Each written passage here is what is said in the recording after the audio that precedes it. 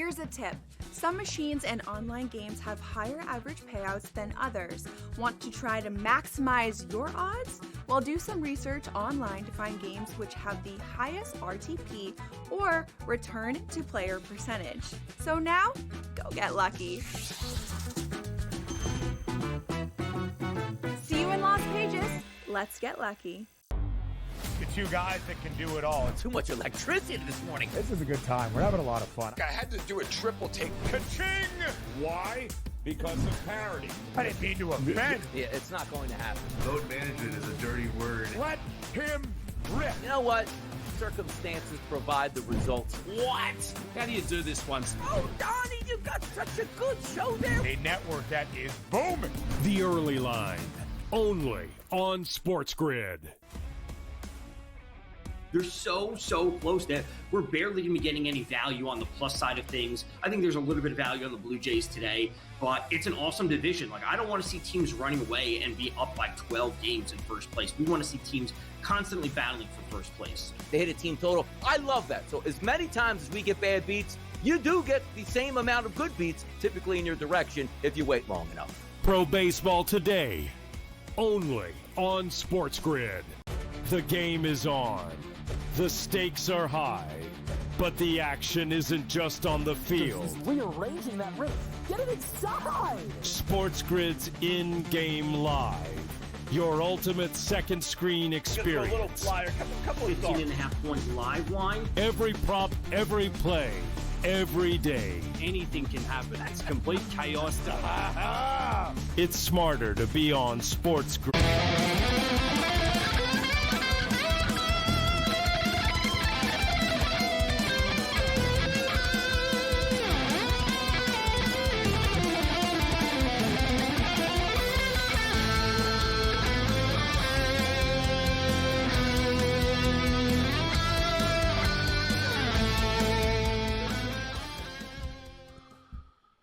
Let's roll. This is SportsRage. I am Gabriel Morency, the pits, the players, the hustlers, the people that bust them, and everybody else in between. Let's do this thing. The Thursday Night Throwdown has begun. SportsGrid Radio and Television Network, Sirius XM Channel 159. Let's roll into the late night hours of this evening. We've got a critical hockey game going on right now on the Strip in Las Vegas, Nevada, as the Edmonton Oilers and the Las Vegas Golden Knights. Game 2. Oilers were down 2-0 in Game 1. Came back. They've won 5 straight playoff games coming in to tonight. And tonight's one of those situations, difficult situational handicap tonight.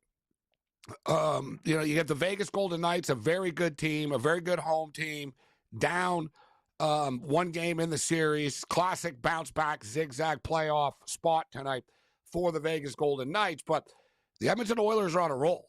They've won 5 games in a row, and they've been trailing in all 5 games. They've come back in all 5 games. 4 of the 5 games, they got scored on first. So the Oilers are just super hot right now. Vegas needs this game. The deck is sort of stacked against Vegas in the sense, number one, the league doesn't want the Edmonton Oilers making the Stanley Cup Finals again. So they're going to have to sort of knock out their opponents here. You don't leave it in the hands of the judges, so to speak. But the fact is, the Edmonton Oilers haven't had, it's pretty wild. They even had a 2-0 series lead in the playoffs since 2017. like really? And like the Oilers have been in the playoffs a lot, right? Like over the years. It's like, wow, they haven't had a 2-0 series lead since 2017. And here they are right now, on the verge of potentially doing it. We're on the Edmonton Oilers tonight. We took the Oil plus money this evening, except the Oil is playing with fire right now. They have 2 people in the penalty box right now. They got 2 players in the box right now, and that's just stupid, this last penalty. Sometimes it's going to happen. Listen, it's always accidental when somebody puts the puck over the glass. Nobody says, oh, I'm going to put the puck over the glass. But sometimes you can defend the player a little bit. It's like, listen, they're under a ton of pressure. He was in the corner. It was a weird bounce. It was a weird angle. Henrique just flipped it over the glass right now. And Edmonton just killed off a power play, and now they got to go on the kill again right now. There's 1 second of 2-man advantage, and now there's going to be another power play. it almost feels inevitable that Vegas are going to score. I tell you what, Vegas better score here. Otherwise, if you're on Vegas and Vegas don't score here, you're in a lot of trouble because Edmonton will score after this, right? It's the classic momentum shift. You've got to bury your opportunities on the power play, especially you get 2 of them in a row. It's basically 4 minutes straight of power play here for the Vegas Golden Knights. They are cycling the puck right now. There's the goal. You can feel it coming. All right, there's the goal. So we did bet over 1.5 in the first period in this game as well. Still have 11 minutes and 18 seconds to get it. Edmonton, once again, playing with fire. I just said the Edmonton Oilers have won 5 games in a row. They've been trailing in all 5 of them and have been scored first in now 5 of the last 6 games. Man, the Oilers just give up the first goal all the time. And it's these penalties.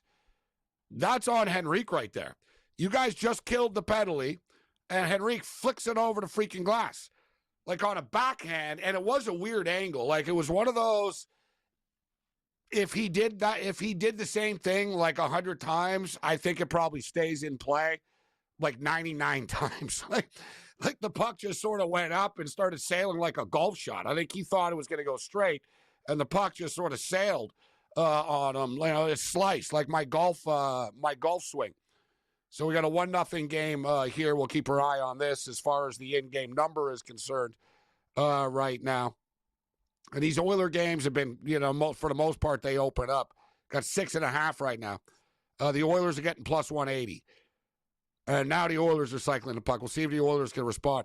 The Oilers are pretty good. Once they get scored on, they usually create pressure, and then they get a power play because they create so much pressure on you, and then they can tie it up. So let's hope we can get another goal in the first period here and hit the first period over. So Edmonton are now plus 175. Vegas are minus 225. The total is 6.5. Meanwhile, the Minnesota Timberwolves and the Golden State Warriors were midway through the third quarter of play. Let's say a little under 8 minutes remaining in the third quarter right now. Wolves are up by 15. The Wolves have been up big all night, but Golden State haven't fully tapped out like they normally do. Steve Kerr will wave the flag pretty fast. When his team gets down. They're a veteran team. He doesn't, and Kerr's been around long enough that, like I said, he's been around long enough that he knows. Like, all right, whatever, we lost the game. Next, let's move on to the next one. So at some point you figure that's going to happen, but I'm surprised it's not a bigger blowout right now. 62-47. The problem is Minnesota are hard to trust, right? This had the classic, Minnesota's probably going to smoke them, but Minnesota are a hard team to trust to lay a lot of points with, and you're laying double-digit points in this spot. They're currently 16.5-point favorites, and they're only up by 13 right now. Here's Vegas pressing for more right now in a 1-0 hockey game. The Washington Capitals get it done. We've talked a lot about the Capitals being good at burying their opportunities. Like, the Capitals are getting outshot. Like, it's pretty crazy, the discrepancy with the shot attempts between Carolina and Washington. Carolina, I like their style. Like, they shoot the puck from every freaking angle. Almost like a basketball team that, they're like a basketball team that, it takes a 3-point shot, like, really quick, or not just a 3, but they shoot really quickly in the shot clock. That's the Carolina Hurricanes. Like, they basically, all right, shoot from every angle. I like it. A lot of teams don't do it because teams, get shots blocked and it could lead to disaster. But Carolina seems to get away with it. But Washington survives. But one thing with Washington, they're really good at it. We saw last night, we survived on that under 5.5 somehow in the hockey game with Winnipeg and St. Louis. And the net was empty for like 2.5 minutes. There's some teams, and I tell you what, the Washington Capitals are the best team at this. They're the best team in the playoffs right now and in the league with these empty net goals. Like, the Capitals do not play around. Like, if you pull your goalie, the Capitals are scoring on you. Like, just point blank. We saw it against the Montreal Canadiens. Like, 2 or 3 games in that series were 1-goal games. Next thing you knew, it was like a 3-goal game because of the empty netters late. But it's amazing. Some teams are bad. Like, they miss the empty net all the time. The St. Louis Blues, were in between. They were just terrible against the Jets. They were icing the puck. They weren't really shooting for the net, and they weren't chipping it down the ice, right? I'm a big fan of the chip down the ice. And to me, it's like, listen, if you're going to shoot for the empty net, you better score. Look, I don't want any icings. Like, you know what I mean? I don't want any, like, free face-offs in our zone. And a lot of teams are pretty bad at it. They'll miss the empty net. They don't chip it. They'll ice it. They blast it at the net. They don't take any time off the clock. But the Washington Capitals, like, they see the empty net, and they're more desperate to score in the empty net than you are trying to tie the game. You know what I mean? And especially we saw in a regular season, how many damn empty net goals did Ovechkin get to get to the record this year? And I'm not taking anything away from him because Gretzky, if you look at the numbers, him and Gretzky had like the same amount of empty net goals pretty much. So it's not like Ovi's like some empty net maven. He's just freaking good at it, right? I mean, he sees an empty net and he sees a goal. And the Washington Capitals are back in this series. Listen, I think the Canes are going to win the series still, but I didn't think that they should be that big of favorites tonight. We were on the Capitals. A lot of action to break down. We got a full house on the program this evening. The Thursday night throwdown has begun. This is SportsRage. Bring it.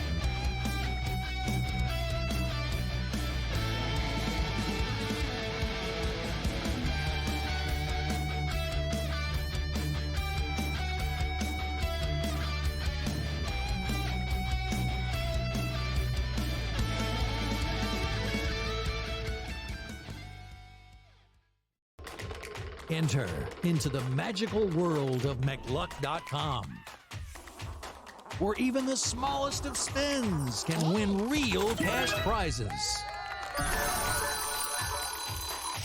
Adventure into over 1,000 of the best Vegas-style slot games. So what are you waiting for? Unlock your free welcome offer today. Join the fun where winners play and players win. Two guys that can do it all. Too much electricity this morning. This is a good time. We're having a lot of fun. I had to do a triple take. Ka-ching! Why? Because of parity. I didn't mean to offend. Yeah, it's not going to happen. Load management is a dirty word. Let him rip. You know what? Circumstances provide the results. What? How do you do this one? Oh, Donnie, you got such a good show there. A network that is booming. The early line, only on SportsGrid. The game is on. The stakes are high. But the action isn't just on the field. He's rearranging that roof. Get it inside! SportsGrid's in-game live. Your ultimate second screen experience. A little flyer, couple of thoughts. 18.5-point live line. Every prop, every play, every day. Anything can happen. It's complete chaos. It's smarter to be on SportsGrid. We're going to go through every single thing, and I've got a great team behind me that's going to help me get the job done. I want this to be the place that people come to. There is going to be an energy to game time decisions that you will feel night in and night out. We are going to hit every single one of those markets that you need to know about. We will have everything at our disposal, and we will use that to our advantage. There is not going to be a better place, I promise you, than Game Time Decisions. I'm Kevin Walsh. Tune in to Game Time Decisions weekdays on SportsGrid.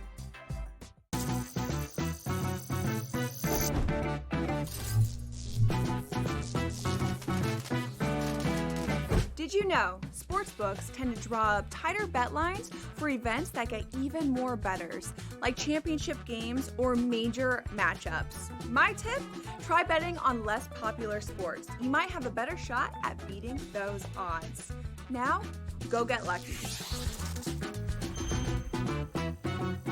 See you in Las Vegas. Let's get lucky.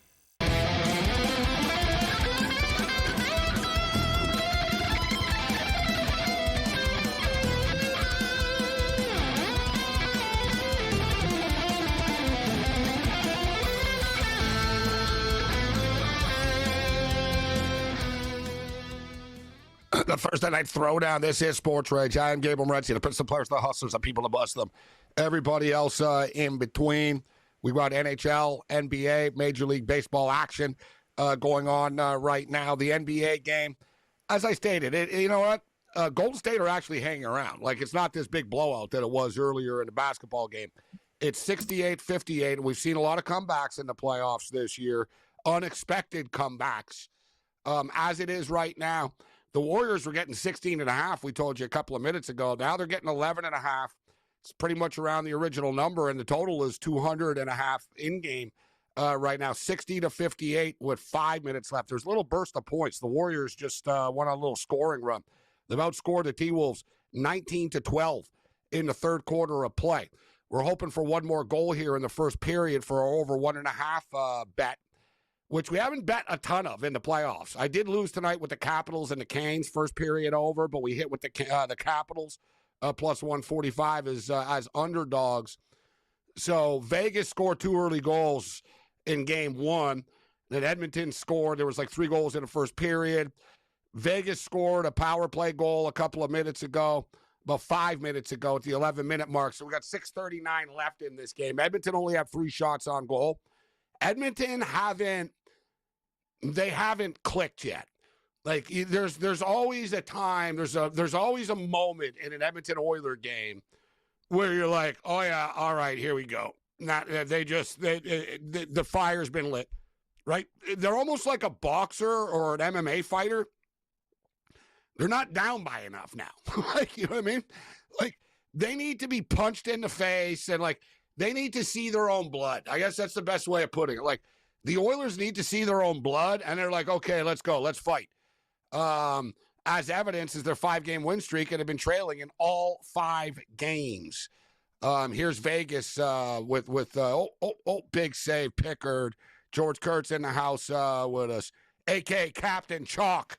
Is Captain Chalk on the Vegas Golden Knights or the Edmonton Oilers tonight, Kurtz? Who do you have? I'm on Vegas. I don't feel great about it. You have to be very impressed with how Edmonton has played. You mentioned 5 straight comebacks. They've looked very good. I think Vegas is the better overall team. I think there is no strange to me as well, Gabe. They have not scored as much this season as I thought they would, especially over the last third of the season. I mean, everyone's sort of on Aiden Hill for game one. You scored 2 goals. All right, 2 goals is not going to beat Edmonton. All right, you're going to have to do more than that, especially against the team where we don't really love Picard, and they don't have Matthias Ekholm, arguably their best defensive player there. So I'd expect more out of Vegas offensively tonight. Pickard's been fine. Their goaltending's been fine, Edmonton. And, in fact, he's won 5 games in a row himself as well, right? And at some point, Skinner, I expect Edmonton to go on a deep run in these playoffs. I think Edmonton are going to win the series personally. And Skinner will be back in, right? It's like the Leafs with Stolars and with Wall, right? They're not household name star players, but you just have to be hot, Kurtz. I've been saying it for years. You don't need a star goalie to win a Stanley Cup. You need a hot goalie. And right now, Calvin Pickard is hot. And you know, the same thing. You get a hot goalie. You saw Joseph Wall, where a lot of people were worried about Wall. Wall's 5-2 in his playoff career right now. Stolars was more than solid, Kurtz. It's not bad having a star goalie, but look at the Winnipeg Jets. They got a star goalie, and it's hit or miss, right? I mean, you don't need a star. You need a hot goalie. I don't know if I'm going to bring Hellebuck into this conversation. He is a star goalie, but not when the playoffs come on. He's not. Even though he was fine last night, by the way. That game was not his fault. He played a good hockey game. But Hellebuck is, I said, the Winnipeg Jets and my Cowboys on the same damn team. Great regular season. Playoffs can be a little shaky, and things don't seem to work out how they should here. So is what it is there. But like you said it, star goalie helps, but a hot goalie is better. I completely agree with you. Trying to get that hot goalie is can be a little difficult to find. I want Terry Francona to flip out the Cincinnati Reds Atlanta Brave extra inning game. I don't know what he's arguing about, but he's flipping out big time. He's going to have another stroke. The problem is, though, one thing when you have sort of the hot goalie that's not, you know, the journeyman goalie or just sort of, you know, a guy, is they never sustain it for 2 months. You know what I'm saying? Like Seelov's last year with the Vancouver Canucks is a good example of that. It was like, wow, the Canucks are out of goalies. What are they going to do? It's like, well, we got this 22-year-old Latvian kid on the AHL team. And it's like, well, we don't have a choice. So let's see what happens. You know, call him up and let's roll. And the kid was like super hot at first, right? They won against Nashville. He was great. As the series started to go on against Edmonton, they're not used to playing all the time. That's the problem, right? It's like, yeah, you know what? Yeah, you can get a good game out of him here. That's the thing with Pickard. I was waiting for Pickard's bubble to burst against the LA Kings, George, right? I thought, okay, because I didn't have a lot of confidence coming in here. Like, let's be real. He's a 34-year-old. Like, this is a classic journeyman case. He's a 33, 34-year-old journeyman. And the Oilers always have shaky goaltending, like, let alone two good goalies. So I don't think they expected this. They throw him in there. He's hot against the Kings. I kept waiting for him to, like, sort of, all right, reality's going to kick in here. But he got better, Kurtz, as the series went on against the Kings. And he's been very good in this series. Like, that goal on the power play was not his fault at all. What the hell do you want him to do? Right? So back to my point. I think the goaltending's been fine for the Oilers. Their defense sucks, Kurtz. They give up too many scoring opportunities. It's not like they're goalies. It's like they're like a football team, bro, like with a bad secondary. They give up a lot of scoring chances, this team. They put a lot of pressure on the goalies to pull saves out of their butt. That's really what they do here, because you're going to have to make some big saves. Yeah, their defensemen are offensive-minded. Everybody's thinking offense. So the goalie has to make saves. And their best defensive defenseman is Ekholm, and he's not playing. All right, so that's what hurts the team there. So I agree. Pickups played very well. I think what you said is correct. I think you surprised Edmonton. I think they wanted a shake-up when they went away from Skinner there in Game 3, that they wanted the team to wake up. We got to play better here, and it worked out perfectly. And let's not forget, the same thing happened last year. Skinner was pulled. He came back in by the time the finals came around, but he was pulled, and it worked out well there too. So maybe it will again. Look at another classic example. We get it on the other side. They're freaking out in Florida right now about Bobrovsky. Right? He's not hot right now. Bobrovsky, when he's hot, this guy's as good as anybody ever. Like, it's like, man, you can't score. When he's not hot, fire the puck at the net like Marner did last night. And hey,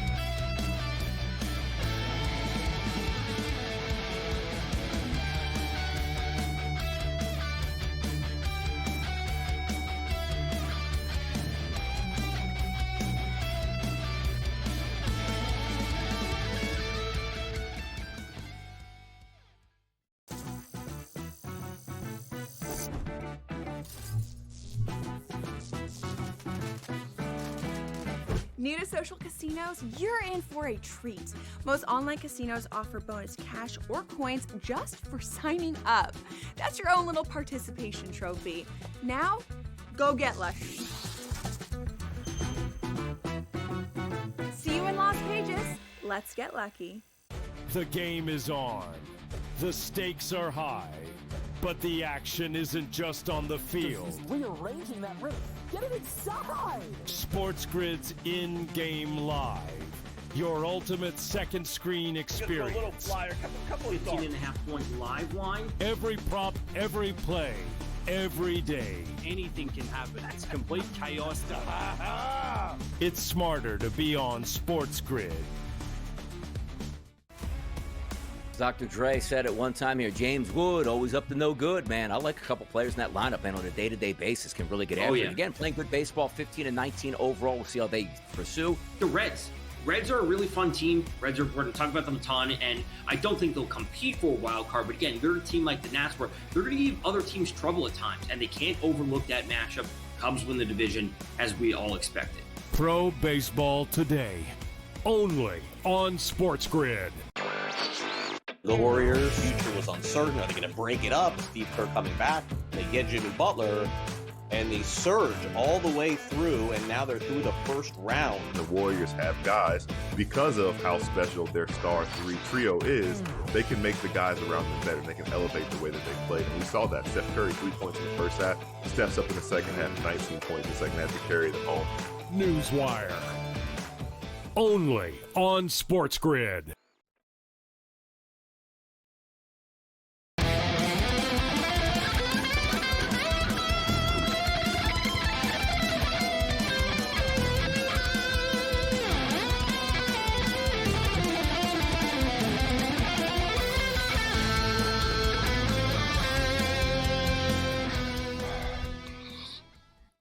This is SportsRage. I'm Morency. Still 1-0 in this hockey game.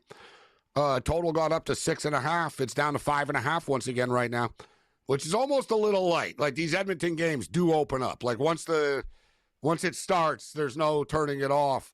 I really like a goal here before the end of this period, but these over 1.5s haven't been, I haven't played them that much, but I was going to play it in this series. I had a feeling tonight. I thought, the Capitals will score early in the game tonight, and the Canes will respond. I kind of thought it would be 1-1 after the first period tonight in that game. We did hit the Capitals. Maybe the Oilers can score here. They got a shot right now. Oh, God, they just hit the post. I was like, it was perfect timing. All right, now it's sort of like, okay, they're waking up. Like, this is what you see with the Oilers. They get a couple of chances, and they get mad that they didn't score, and then they'll score. But, dear God, man, that was close. Like, I thought it was in. Like, it beat the goalie. Like, the shot, it was like a 2-on-1. The shot was so hard, I thought it was like, man, I think it's in and out, like, type of deal. But I think it hit the crossbar instead. It is what it is, but let the excitement begin here. Kurtz, that was close. The Oilers just came very close to tying it, but I brought this up off the top. History's not on their side. This is pretty surprising that the Edmonton Oilers have not had a 2-0 series lead in the playoffs since 2017. That is surprising. I didn't realize that until he just told me, actually. I haven't heard that all day. But yeah, I think what you said is true. They are a team that generally starts, whether it's a game or a series, they do start off slow, for whatever reason. But it's surprising with McDavid, Draisaitl. You would have thought they would have had a 2-0 series lead eventually. If they pull it off here, if they win tonight, they're going to win this series. I kind of feel like, even though I bet on Vegas, after watching game one, even with the first period of this one, I'm feeling Edmonton more than I'm feeling Vegas right now. I still think Edmonton's going to, whether they win or lose tonight, I still think there's a better chance than Vegas to win this series, which is kind of annoying. As I said, I bet on Vegas, but I'm just not feeling Vegas right now. It's all about timing. Like you said, you could argue Vegas is a better team than Edmonton. I don't know, like whatever, it's a debate.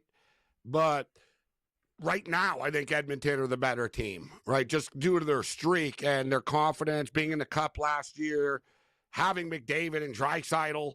But we got a 1-0 game, guys, after the first period of play. So we only got one goal in the period. In-game totals 5.5 right now. The Oilers are plus 200, and Vegas are minus 250.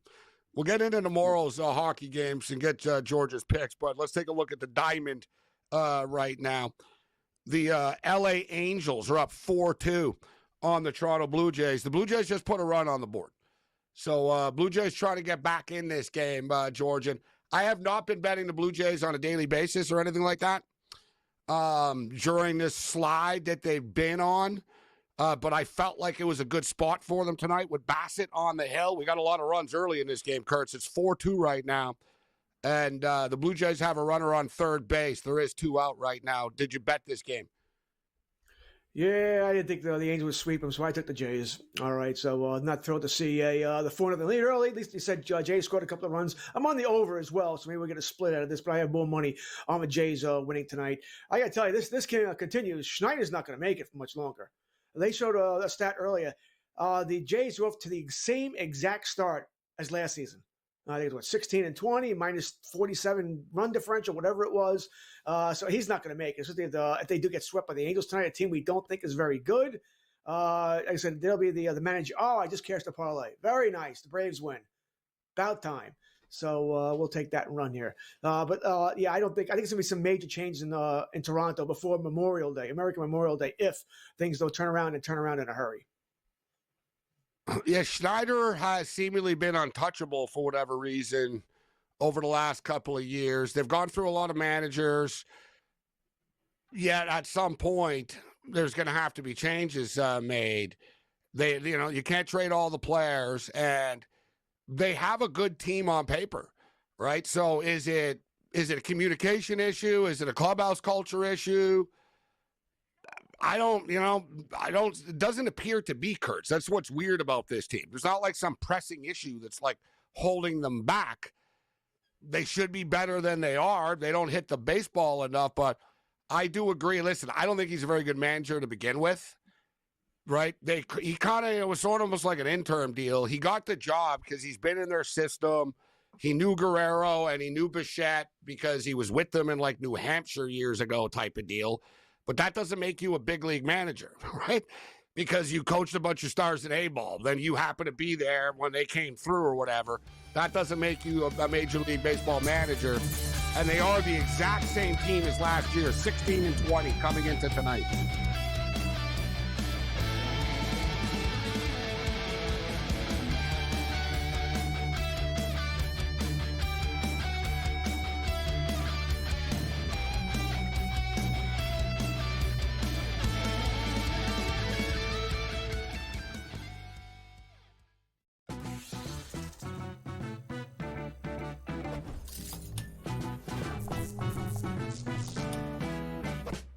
knows how to show love to our everyday heroes. So if you're a first responder, you are in for some perks.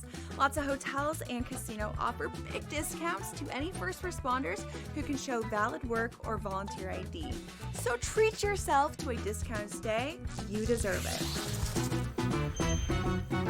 See you in Las Vegas. Let's get lucky. The Warriors' future was uncertain. Are they going to break it up? Steve Kerr coming back. They get Jimmy Butler, and they surge all the way through, and now they're through the first round. The Warriors have guys, because of how special their star three trio is, they can make the guys around them better. They can elevate the way that they played. And we saw that. Steph Curry, 3 points in the first half, steps up in the second half, 19 points in the second half to carry them home. Newswire. Only on SportsGrid. Under him was Sharon Moore, who also participated in the cheating scandal with Connor Stallions. So you know what happens to him? He doesn't lose his job. He doesn't get a 10-year show cause. He gets to keep his job, and they go, we're just going to suspend you for 2 games next season. Now, all of a sudden, they're coming out with everything that we knew to be pretty much true when it was happening. Yeah, they were cheating. It was like Belichick and the videotapes, right? The early line. Only on SportsGrid. The game is on. The stakes are high. But the action isn't just on the field. He's rearranging that roof. Get it inside! SportsGrid's in-game live. Your ultimate second screen experience. A little flyer, couple of 15.5-point live line. Every prop, every play, every day. Anything can happen. That's complete chaos.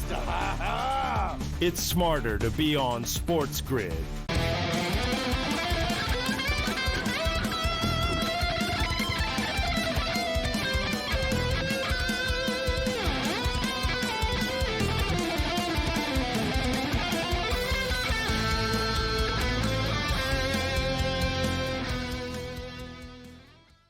This is SportsRage. I am Gabriel Morency. So we got a 1-0 game after 20 in Vegas. Got a 4-2 game in Anaheim right now. The Angels are up on the Blue Jays. And as we were discussing, so John, the Blue Jays have, the 4th highest payroll in baseball. Like, they spend money, the Blue Jays. All right, you got you got the Mets, the Dodgers, the Phillies, and the Blue Jays are 4th after that.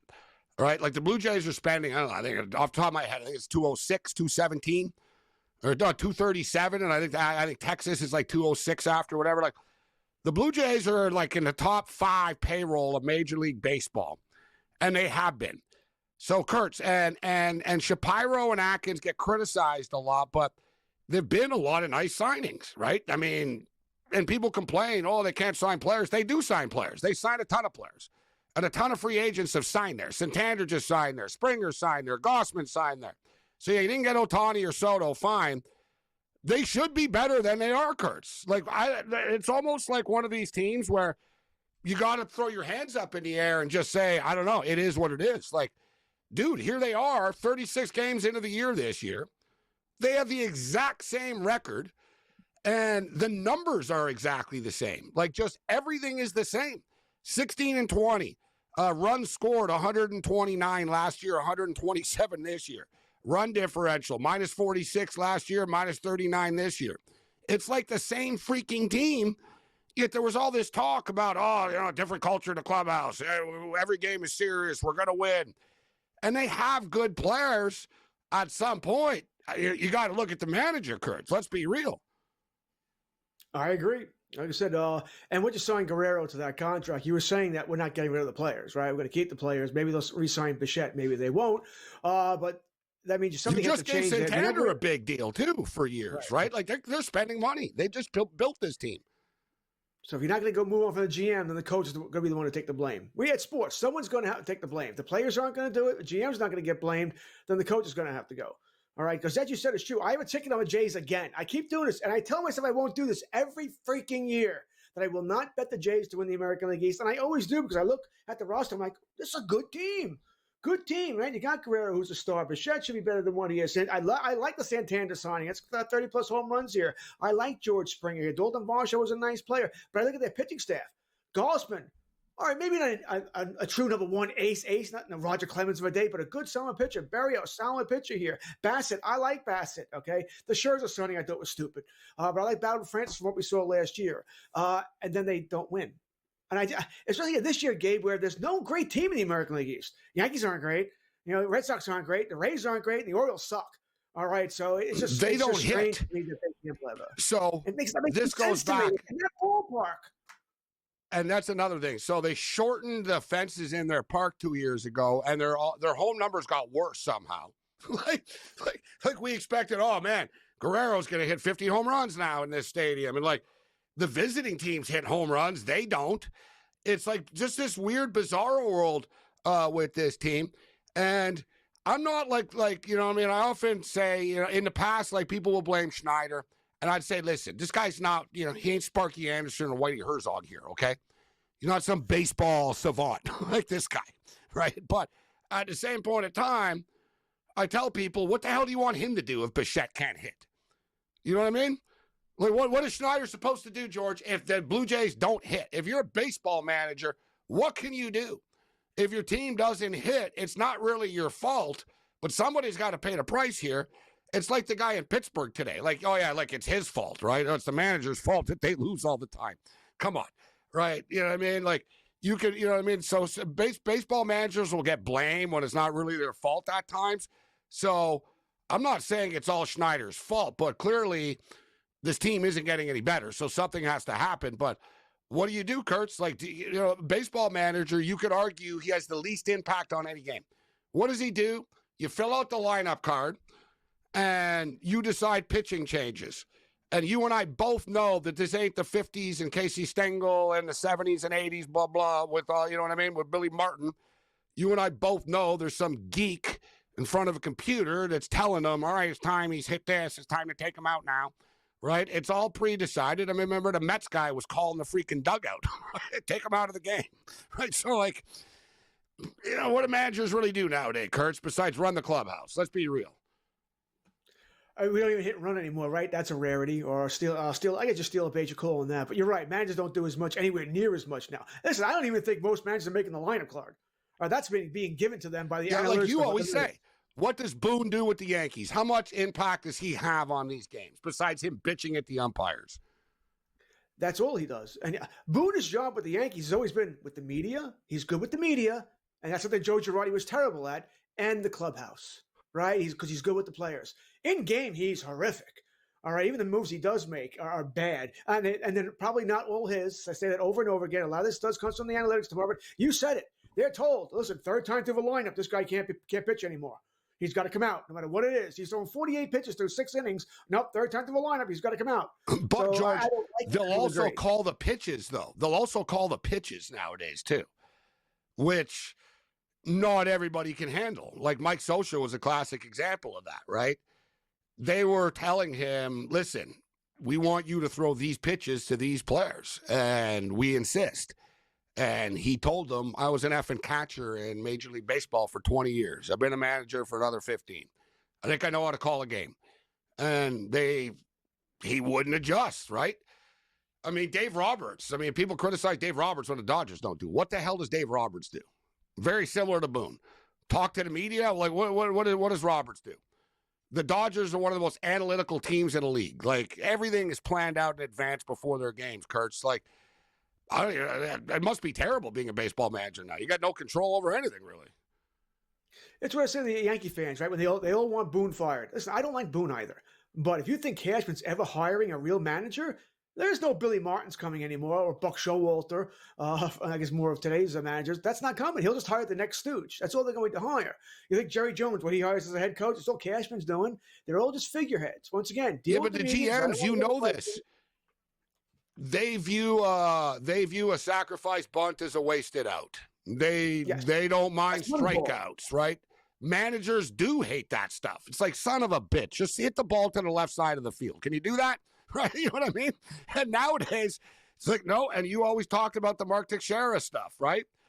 Where Mark Teixeira was told, yeah, I could do that, but that's not what I get paid to do, and they don't want me to do that. Yeah. No, you get paid to win games, buddy. You get paid to win games. The quote, by the way, from Mark Teixeira, what Gabe's talking about is that someone asked Mark Teixeira, why don't you just hit the ball the other way for the easy single? And he goes, that's not what I get paid for. I get paid to hit home runs. You get paid to win the game. All right, you go for a home run with third inning, fine. Seventh inning, down a run, you're leading off. If they're giving you the easy single, take the easy single there. But that quote just annoyed me. But it's another thing. These modern GMs and analytic people, they don't even like singles.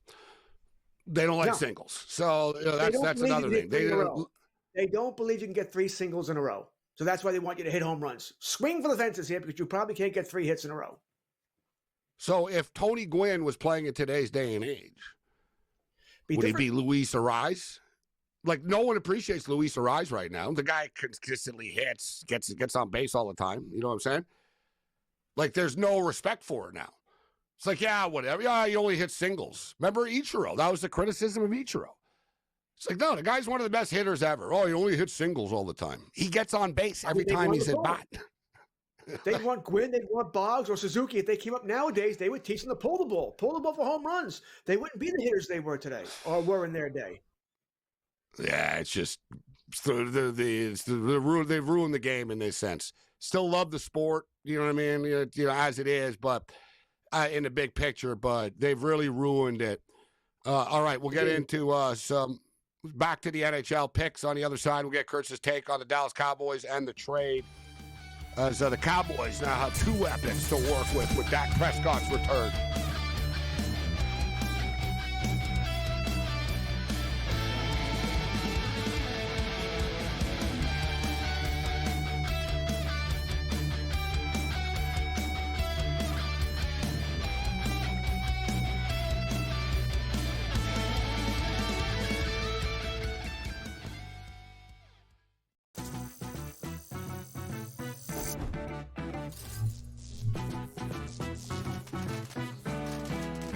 New to social casinos? You're in for a treat. Most online casinos offer bonus cash or coins just for signing up. That's your own little participation trophy. Now, go get lucky. See you in Las Vegas. Let's get lucky. The game is on. The stakes are high. But the action isn't just on the field. Rearranging that roof. Get it inside! SportsGrid's in-game live.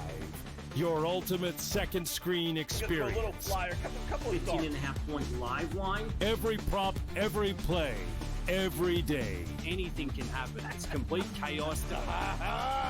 It's smarter to be on SportsGrid.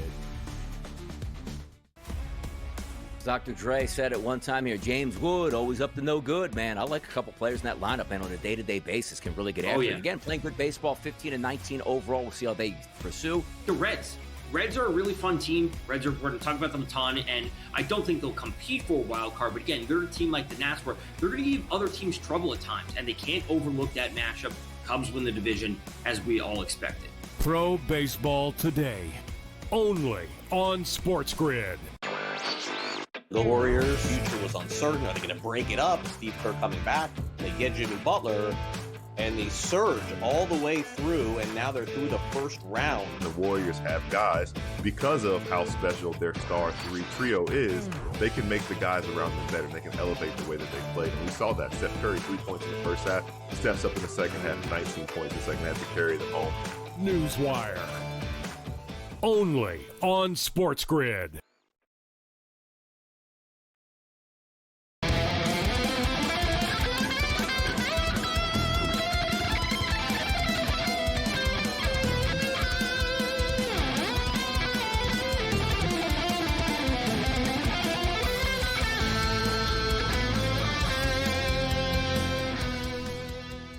This is SportsRage. I am Gabriel Morency, the pistol players, the hustlers, the people to bust them.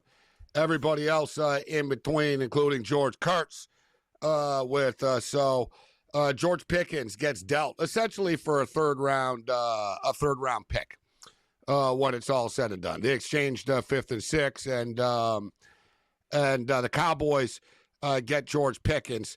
Now, listen, there's a lot of controversy around Pickens, and people, you think, trouble. One of these, trouble wide receivers, young, angry, takes, but I think it's a little bit overblown. So he took a couple of penalties. He had a couple of big drops. Everybody in Pittsburgh said that, you know what, he's not like a problem in the room, so he's not unlikable. Like, people actually, like, some people are just a problem and no one likes them in the room, and it's like, dude, just shut up. But, you know, people did like him. They said he really wants to win. He's a competitor and all that. A lot of people did talk just about his frustration on the field, George, with the quarterback play, right? They didn't have the best quarterbacks. Now, it's not his place to be, you know, a jerk about it, especially only being in the league for a couple of years. But all that being stated, the kid is a big-time talent. He's a big-time playmaker, especially deep down the field.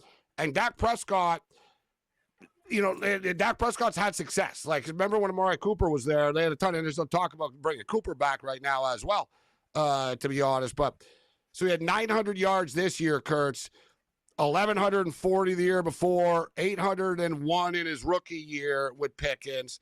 This kid can play, and I think it's a perfect fit in Dallas right now alongside CeeDee Lamb and with the return of Dak Prescott. If I'm a Dallas, everybody's critical of everything the Cowboys do and pick on the Cowboys all the time. You got to tip your cap to them when they make a good move. I think this was a good move for the Dallas Cowboys. It was a necessary move, right? I guess Jerry Jones wasn't lying to us when he said he was working on 2 big trades right before the draft. Remember he said that?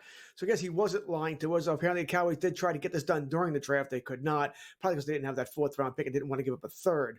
On the field, this is a good move, all right? Pickens, you needed a secondary wide receiver. Jalen Tolbert wasn't going to be it. Certainly Jonathan Mingo isn't going to be the answer there. So it makes your offense now, it makes you have a dangerous offense again. There's no doubt in my mind. You know me, Gabe. I give Dak a lot of crap, right? But he's immensely better than anything Pittsburgh's had over the past couple of years. So Pickens should like that. He'll never see double coverage, right? That's all going to go to CeeDee Lamb's way here. So it'll be one-on-one. So it should make the Dallas offense click, and it should make them more fun to watch. The Cowboys were the worst teams, offensive teams last year. This should make them more fun to watch this year. They're over under 7.5. Do I think they get the over now? I was probably more on the fence. Now I'm, they'll get. I don't know. Listen, they're not going to win the East. The Eagles are still better. Commanders are probably better too. But I think they're now in the playoff hunt. Or maybe they get a wild card spot here. So great, a really good move by Dallas. I think he will behave because he's a free agent at the end of the year. He can't throw these tantrums if he wants a big contract here. You know. So my only question, or my only doubt about this for the Cowboys is, you probably can't re-sign him. Assuming he has a good year, he's going to get big money, and the Cowboys have too many big contracts here. Since you're probably not a Super Bowl team this year, what was the point of this? If you're going to lose him anyway and you lose the 3rd-round pick. That's my only negative about it. Not the fact that Jerry Jones runs an insane asylum, and if Pickens does want to be a problem, he'll be a problem. Schottenheimer's not going to keep that under control. Not with Father Jerry over there saying, no, it's okay, you do what you want. So that's my only negative here is that can they re-sign him after this year? If I'm the Cowboys, I'm not worried about next year, right? I'm worried about now. And you got Dak Prescott back. The last 3 years that Dak Prescott played, he won 12 games every year, right? The Cowboys have been a successful football team in the regular season. Their failures have come in the postseason. I think people forget that. Schottenheimer wasn't the name that people were looking for, but put it this way. Would you rather that it was Brian Schottenheimer or Bill Belichick, your head coach right now? I'd rather Schottenheimer, personally. Well, by the way, Gabe and I talked about this way before all the stuff with the girlfriend here. I didn't want Bill. I thought the game had passed Bill by a couple of years ago, so I did not want Belichick there. And he was never coming to Dallas anyway. So, yes, to answer your question, sure, Schottenheimer. But let's not forget, by the way, Jerry Jones, it's amazing. You trade for George Pickens, you announce that right during the day, right? 9 to 5, get all the media coverage you can. The Schottenheimer hiring was announced on a Friday night. Even Jerry knew. Let's bury this. Let's bury this as much as we can. I know. You're right. But Deion Sanders was one of the names that was being thrown out there a lot, right? And, listen, I was sort of forward. I was like, hey, you know what? You got nothing to lose. Whatever. You know what I mean? At this point, if you're the Cowboys, roll the dice. Yet, in hindsight right now, let me ask you, would you rather Deion Sanders and the media every day and every talk show talking about every little thing that the Cowboys do all the time, even more than they do already? or an unassuming sort of football guy like Schottenheimer, who from all accounts, George, players like. Like, basically, people are like, no, people like playing for this guy, and you know what? He's going to get you the ball, and he's relatable. He's younger. I'm willing to give him a chance. I know it wasn't, a lot of the Cowboy Nation, the former players wanted their boy Dion to be hired. I mean, the Ben Johnson wasn't going there, right? Jerry wasn't going to pay like some crazy price. 7.5 is doable. Tougher division, Kurtz, but I think they can get to 9 wins, this team. The defense concerns me. I think the offense is going to be fine. I'll ask you about the defense. The defense concerns me more than the offense. As long as Dak is healthy, and I'll tell you what, Jaden Blue is good, the kid from Texas. He's going to be good. Like, he's going to make plays. And you brought in Williams. You got Miles Sanders. You draft the kid Blue. You draft the offensive lineman out of Bama as well. I thought they had a nice draft, Kurtz, and I think the running back room is better than it was last year as well now. You said it correctly. It's the defense. All right. I think they'll score points again. I like Booker as the guard here to replace Zach Martin. So I think they'll score points again. Can they stop the run? Can they stop the run? I just don't know if they can. So it's been the problem year after year after year. When does Diggs come back? He's out with the injury there. I like the. We'll bet the overs, Kurtz, of their games. We'll be taking the overs track meets. Yeah. Yep, I think that's what we're looking. Yep, a lot of 31-27 games coming in Texas. Listen, guys, we saw even last year the Cowboys got competitive and actually won too many games down the stretch. They shouldn't have won as much as they did.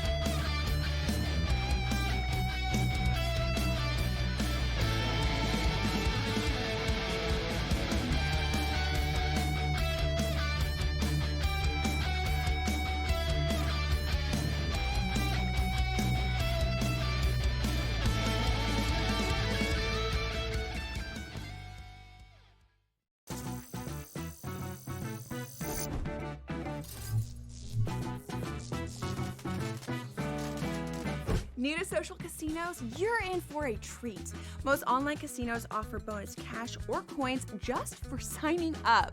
That's your own little participation trophy. Now, go get lucky.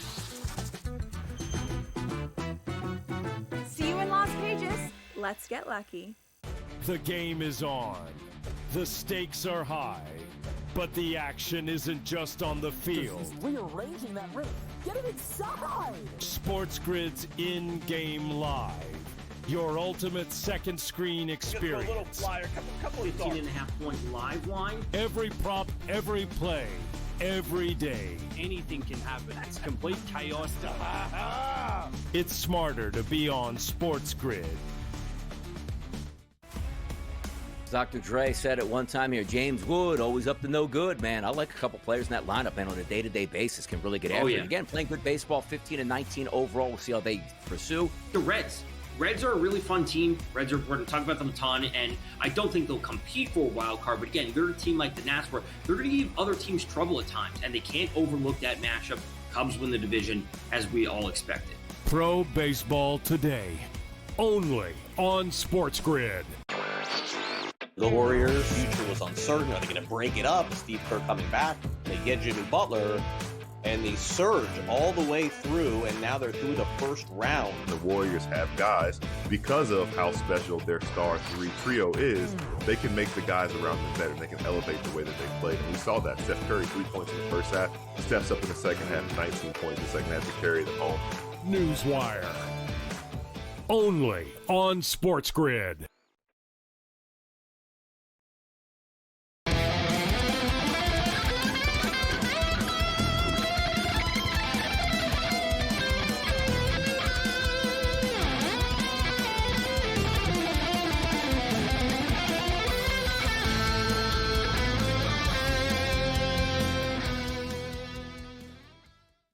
This is SportsRage. I am Morency. All right, let's talk a little. We'll get Jordan. Time's just flying by here. Quickest 120 minutes in sports. But if we can, Tommy, our main man Tommy, in the house here tonight. Yeah, let's do the best of X here. And this is a Pittsburgh Steelers fan mourning the loss of George Pickens.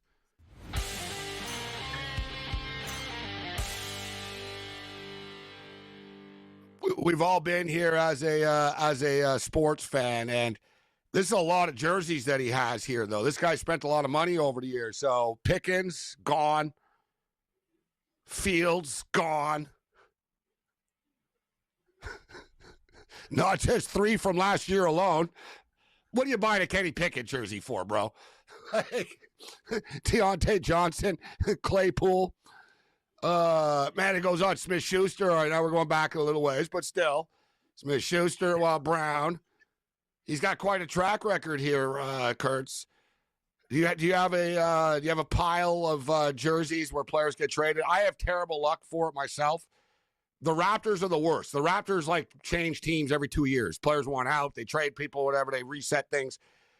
I have a DeMar DeRozan jersey, Kyle Lowry jersey, Pascal Siakam jersey, Kawhi Leonard jersey. That's the 4. And I have older players, but that's 4 off the top of my head that were all on the team that suddenly were not.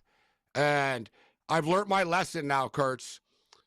I bought 2 BC Lion jerseys over the last 3 years. Both players aren't on the team anymore. No name jerseys for me. And I just buy hoodies and different things now. No more jerseys for me, Kurtz.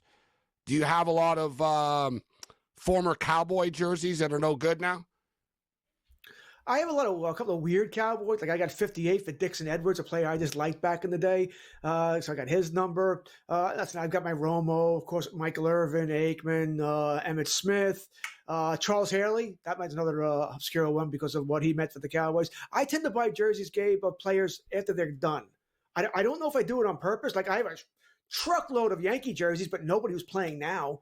I got Nettles, Gossage, O'Neal. You don't have an Aaron Judge jersey? I'm going to have to get one because I do like Aaron Judge. So, yes, that'll be one that I will buy that when he's still playing because I'm not waiting another 10 years. But I don't know. I said I don't know if it's a thing with me because I don't think I do it on purpose, but I tend to buy them after they're done playing. And like I said, I don't know why. I don't really have a reason for that. Man, they said a couple of years ago that you were going to be able to, if a player left in the same number, that they would just change the name for you and stuff on top. It's not the way it works, though. They always more money. But the guys, who the hell buys a Kenny Pickett jersey? It's come on, bro. So this guy's just buying jerseys. He wasn't number one. I guess you're right. Pick. He was their first-round pick, right? Yeah, he was going to be their quarterback. Yeah, you're right. It's a good point. He's a jinx, though. I'll tell you one thing. If I was a player being on Pittsburgh, I don't want him to get my jersey because it means I have to rent and I can't buy it because I know I'm gone. Now Kenny's on Cleveland with the million quarterbacks. All right, so baseball. We still have a 4-2 game. Springer made a hell of a catch at the wall, actually. I think he robbed a home run. But it's still 4-2 in Anaheim right now, top of 5. D-backs are up 4-0 on the Dodgers right now, bottom of the 5th inning. Kind of a weird spot for the Dodgers. They were on the East Coast. Now, no days off, arriving on the West Coast. I'd expect them to bounce back tomorrow, but Dodgers getting beat up right now. 4-0 in the bottom of the 5th. And George, people are caught up in the playoffs, but we brought up the Tigers a lot. This team is super freaking hot. And I always bring up the fact that Arizona just scored again 5-0. I always bring up the fact that they lost their first 3 games of the year as well. But suddenly now, a team that people don't talk about, but the Kansas City Royals, what are they, 15-2 now, their last 17? Scorching hot. I have Kansas City to win that division, so that's good to see. I think they're the best overall team in that division. Detroit has better pitching, a better starting pitching here, but I think Kansas City's the best overall team there. Good, and it's good to see, right? Teams that have been down for a while. I know they both made the playoffs last year, but that they're continuing to be more competitive. You can make an argument, by the way, that right now one of those 2 teams, whichever one you want to go for, is the best team in the American League. The American League is extremely weak, Gabe. Yeah, Seattle right there too. We talked about it. Yeah, right. George, I was watching. I was watching the Seattle news the other night, and their sports. They came on. They had a debate, and they were all kind of cocky about it. They're like, the fact is, Seattle Mariners, we're the best team in the American League right now. They're buying in that they can go to the World Series. With that pitching staff, they can. Who wants to face them in a 5-7 game series when they're all healthy? That's nasty. Just hit a little bit, and they're hitting this year. Wow, can you believe it, Kurtz? It's still 1-0 in this game? No. No, he can't.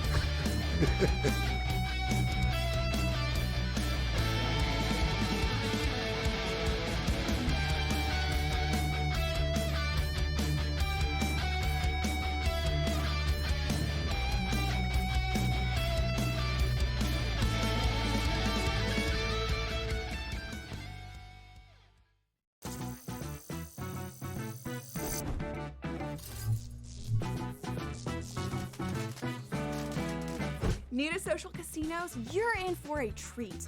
Most online casinos offer bonus cash or coins just for signing up. That's your own little participation trophy. Now, go get lucky. See you in Las Vegas. Let's get lucky. The game is on. The stakes are high. But the action isn't just on the field. Rearranging that roof. Get it inside! SportsGrid's in-game live. Your ultimate second screen experience. A little flyer, couple of 18.5-point live line. Every prop, every play, every day. Anything can happen. That's complete chaos. It's smarter to be on SportsGrid. Dr. Dre said at one time here, James Wood, always up to no good, man. I like a couple players in that lineup, and on a day-to-day basis can really get after it. Again, playing good baseball, 15-19 overall. We'll see how they pursue. The Reds. Reds are a really fun team. Reds are, we're going to talk about them a ton, and I don't think they'll compete for a wild card. But again, they're a team like the Nats where they're going to give other teams trouble at times, and they can't overlook that matchup. Cubs win the division, as we all expected. Pro baseball today, only on SportsGrid. The Warriors' future was uncertain. Are they going to break it up? Steve Kerr coming back. They get Jimmy Butler, and they surge all the way through, and now they're through the first round. The Warriors have guys, because of how special their star trio is, they can make the guys around them better. They can elevate the way that they play. And we saw that. Steph Curry, 3 points in the first half, steps up in the second half, 19 points in the second half to carry them home. Newswire. Only on SportsGrid.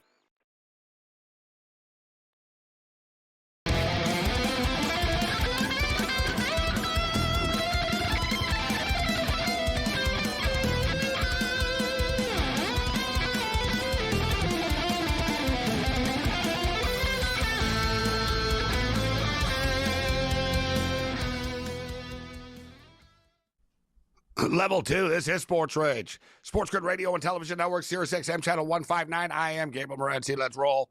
Quickest 120 minutes of sports talk and television radio continues. 1-0 hockey game on the Strip in Vegas right now. Surprisingly enough, you would expect these two teams to start opening things up. Pickard's made a lot of nice saves between the pipes. There hasn't been a ton of shots on goal in this game, but there's been a lot of scoring chances. The scoring chances have been real when they happen. That was a big-time save. Pickard's keeping them in the game right now, actually. Vegas are out shooting Edmonton 14-8.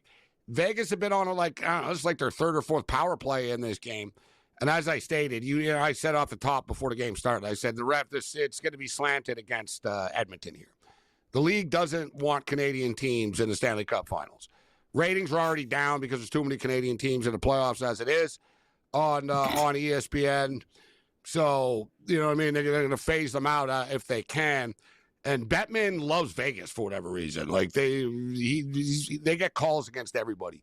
It's annoying. So do the Panthers. Blue Jays just scored a run. Blue Jays have cut the lead to 4-3 right now. D-backs up 5-0 on the Dodgers. We got Sean Higgs in the house. And, Sean, I know you just saw Kurtz on with me, and I showed the clip of the Pittsburgh Steelers fan going through his jerseys. And I apologize to the fan. I said that who the hell buys a Kenny Pickett jersey? Yeah, if you guys could run it again. I said, who buys a Kenny? But Kurtz reminded me the guy was a first-round draft pick. They thought he was going to be the quarterback. So this guy's a hardcore fan. This guy, Fields was their starting quarterback. Najee Harris was their starting running back. Kenny Pickett, first-round draft pick. All right, I apologize for calling you out on that. Deontay Johnson's a head case psycho. Claypool. Now we're going back a ways here, but this dude should stop buying jerseys right now. they were, if you're a fan of the team, you're going to buy the wide receiver. You think he's going to be a playmaker, right? Something good. You're a fan of the team. I get it. Yeah, I told you I hadn't had a jersey since I think 1984. I had it, and it was like a knockoff Tony Dorsett jersey. I was never. First of all, I was like a fat kid, right? So there was nothing for fat kids. There's no Husky section. The Husky section didn't have that at Sears back in freaking '85. So you had the T-shirt, or the knockoff one, just the number, property of the Dallas Cowboys, Yankee, whatever team, Yeah, knockoff. I had the stuff, nothing. No jerseys for fat kids. The good old days. Tony Dorsett was a badass, though. I was a big fan. Pittsburgh Panthers. Tony Dorsett. Yeah, you know what? As we get older, too, I tell myself, I'm not going to buy jerseys. And, I'm more of a hoodie dude now. Yeah. You know what I mean? I sort of get into the T-shirts a bit, but, like, I don't have an Ohtani. I never bought an Ohtani jersey since he got to the Dodgers. Like, the last Dodger jersey I bought. Oh, boy, Ohtani. That's terrible. Yeah, bad take. Bad take. Yeah, how good can he be? They're losing 5-0 right now. Yeah, he's a glorified Vernon Wells, basically.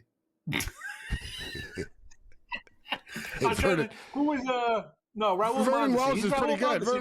He's Raul Mondesi. Vernon Wells. He can pitch a little bit. Former Toronto Blue Jays center fielder. He's a good player. He was good. I mean, remember that contract? He came a Yankee. Typical Yanks pick up a guy on a terrible contract when he's like, 37. It's like when they bring in Jared Wright and Kevin Brown and all the guys after their prime. But we brought it up earlier, but look at the Blue Jays. A weird team, Sean. They should be better than they are. I brought it up off the top of the program. Yeah. Last year, after 36 games, they were 16 and they have the same record and the same amount of runs scored. And it's insane. They're 16 and 20 coming into tonight. Last year, they were 16 and 20. After 36 games last year, Sean, they scored 129 runs. This year, they've scored 127 runs. They had a minus 46 run differential last year after 36 games. They have a minus 39 run differential. And I brought it up. They have the 4th highest payroll in Major League Baseball. Like, they should be a hell of a lot better than they are. They're a very frustrating team, this team. Listen, I like Bassett, Gausman, Barrios. I mean, these are decent starting pitchers. Arguably, maybe now they're number 2 kind of guys. They've been great. They can't hit, Sean. That's their problem. They don't hit. But and it's every year like, well, is this the year they're finally going to hit? Like Bichette, Vladdy, Springer. We can go on. I mean, Kirk. The lineup looks like it's decent. It just can't do anything. But this is league-wide, though, Gabe. I mean, look at the averages and these teams. Somehow the Yanks have like the best OBS in the league. I mean, I think that's all Judge. If you take Judge out of the lineup, I know even this. Goldie's average. Go ahead. I know this off the top of my head because I happened to look earlier in the day. So I'll ask you. I'll put you on the spot. And it's this. It's a kind of a surprise. The team with the highest batting average, so not OPS. The team with the highest batting average, St. Louis Cardinals, believe it or not. Really? But what do you think it is? Like, what's the highest team batting average in baseball? Like you were saying, it was in a 260. I mean, I was going to probably say at best was like 273 or something. It's 260. They're hitting 260, and that's number 1 in baseball. I don't know what's going on. They're the best hitting team in baseball is hitting. They're hitting 260. The Dodgers are right there, 259. Philadelphia, 259. The Sacramento A's, 258. Cubs, 258. Yankees, 258. I was looking at this because I was looking at the Pittsburgh Pirates who fired their manager, and I'm like, oh, yeah, like it's his fault. Yeah. They score, get this, they're hitting 219. Like that's Shelton's fault, the manager. Edmonton Oilers have just tied the hockey game. We got a 1-1 game with 8 minutes left in the second period. But these, what'd you think? These teams, the Pirates firing their guy.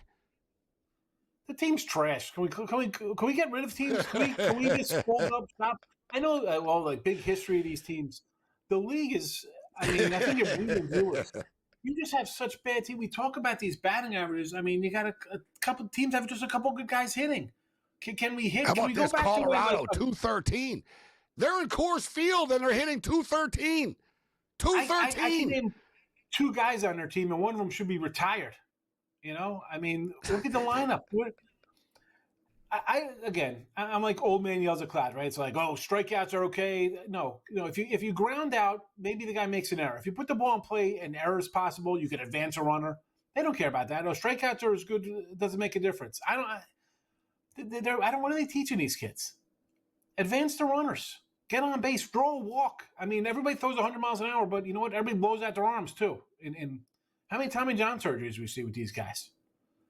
Well, that's another. I don't know too, if they pitch. They pitch less. That's the problem. Guys, like you said, you want to be like in the old days. You remember, like I had Mark Kubicek. He's actually the Angels guy on TV. And I had him on like two. I had him on, yeah, pretty good pitcher, damn good.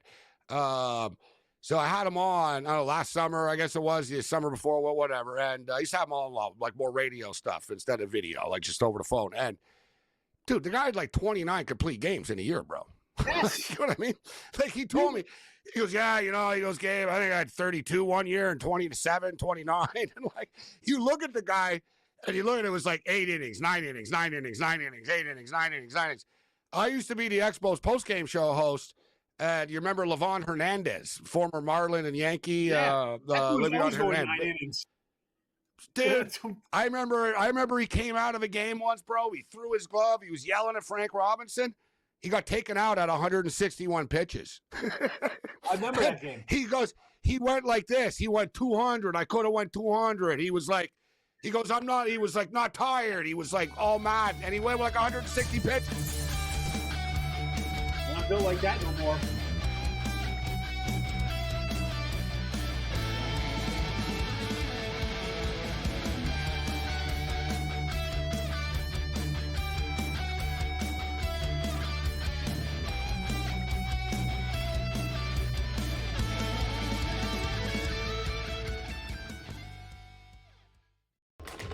Enter into the magical world of McLuck.com, where even the smallest of spins can win real cash prizes. Adventure into over 1,000 of the best Vegas-style slot games. So what are you waiting for? Unlock your free welcome offer today. Join the fun where winners play and players win. Two guys that can do it all. Too much electricity this morning. This is a good time. We're having a lot of fun. I had to do a triple take. Ka-ching! Why? Because of parity. I didn't mean to offend. Yeah, it's not going to happen. Load management is a dirty word. Let him rip. You know what? Circumstances provide the results. What? How do you do this once? Oh, Donnie, you got such a good show there. A network that is booming. The Early Line, only on SportsGrid. The game is on. The stakes are high. But the action isn't just on the field. He's rearranging that roof. Get it inside! SportsGrid's in-game live. Your ultimate second screen experience. A little flyer, couple of 18.5-point live line. Every prop, every play, every day. Anything can happen. That's complete chaos. It's smarter to be on SportsGrid. We're going to go through every single thing, and I've got a great team behind me that's going to help me get the job done. I want this to be the place that people come to. There is going to be an energy to game time decisions that you will feel night in and night out. We are going to hit every single one of those markets that you need to know about. We will have everything at our disposal, and we will use that to our advantage. There is not going to be a better place, I promise you, than Game Time Decisions. I'm Kevin Walsh. Tune in to Game Time Decisions weekdays on SportsGrid.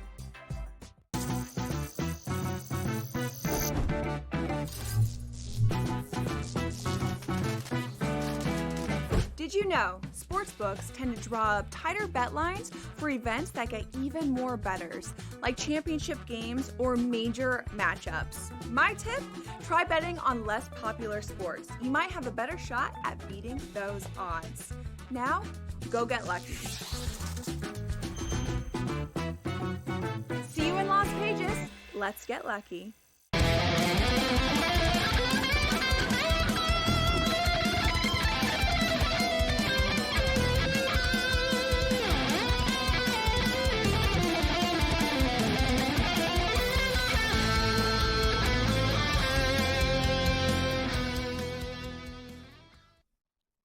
This is SportsRage. I'm Morency. We're talking about how bad batting averages are and all this in baseball. I mean, seriously, guys. Used to be the Mendoza line was 200 and you sucked. It was like, yeah, listen, you can't play. And it was acceptable. Like in me and Sean's days, it was acceptable. One or two dudes were allowed to hit 200. And, you know, it was like the shortstop, skinny little small dude or a good second baseman. It was like, listen, he's really good with the glove. You're allowed to, and you didn't even have to hit home runs, Sean. I was like, listen. You hit 217, you just catch everything and don't worry about it. You're good. Yeah. Right? And there was one or two it was allowed, right? And that was it. Now that's the team, Sean. That's the team. 213. Can you imagine hitting 213 as a team? Like you said, contract the Colorado Rockies. There's got to be a AAA team that's better than them. I mean, I know it's all, we got Union and Jobs, the Rockies, the A's, both Florida teams. I mean, even the Pirates. I know the Pirates have a history, but that guy doesn't spend a nickel. We're not paying bonuses to guys. I mean, sit guys so we don't have to pay people money. Get rid of them. The product is bad. They're the problems on baseball, not the Dodgers and Yankees of the world and Mets that spend money. Dude, the Pittsburgh Pirates, a great example. Dude, the guy keeps all the money, bro. He gets the revenue sharing. He's making hundreds of millions of dollars a year. He doesn't spend money on players. Like they talked about, I saw today, the Pirates spend $200 million less a year on players than the Milwaukee Brewers do. And God knows the Brewers don't spend money, right? Like, as you talked about, people don't even want to watch these teams. How about this? The Athletics are averaging 9,000 fans a game. Tampa are getting 9,000 fans a game. Miami get 12,000 fans a game. There are stadiums that hold 14,000 people, though, so that's like a sellout. Yeah, they still can't sell them out. And the Edmonton Oilers take a 2-1 lead. They're hot, this team, when they get down. This is all they do. Oil Nation in the house, 2-1 Oilers. I like the Oilers today. I didn't even play them. I'm a dummy. They've won 5 in a row, Sean. It was one of those deals like NBA. It was like, wow, there's no way Vegas is going to fall down 2-0 at home, are they? And like, it's like, okay, but Edmonton have won 5 games in a row, and they're super hot right now, bro. Like, Tell me they're a bad team. I mean, why can't a team win 2 in a row? And Vegas I think Vegas was lucky to get out of the Minnesota series, and the goaltender was not all that great in that series. What do you think you're going to slow down this team? Yeah, Edmonton are on a roll right now. I actually played Edmonton earlier in the day, guys, to win the Stanley Cup at like plus 450. Because I thought, you know what, they're going to win this game tonight. I like them to go to the Cup again here. And it was a risk because I knew if they won tonight, the number would plummet.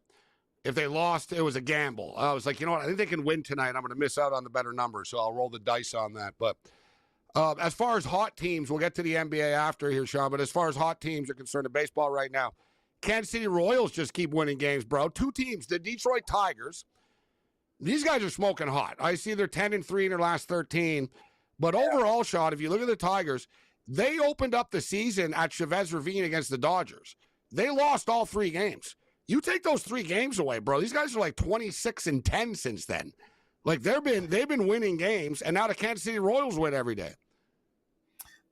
Listen, you beat up the bad teams, you pad those stats, right? We've seen this. They got a. I don't like that division. I like the Royals. Both of those teams, I'm happy they're winning. I got over tickets on both of them.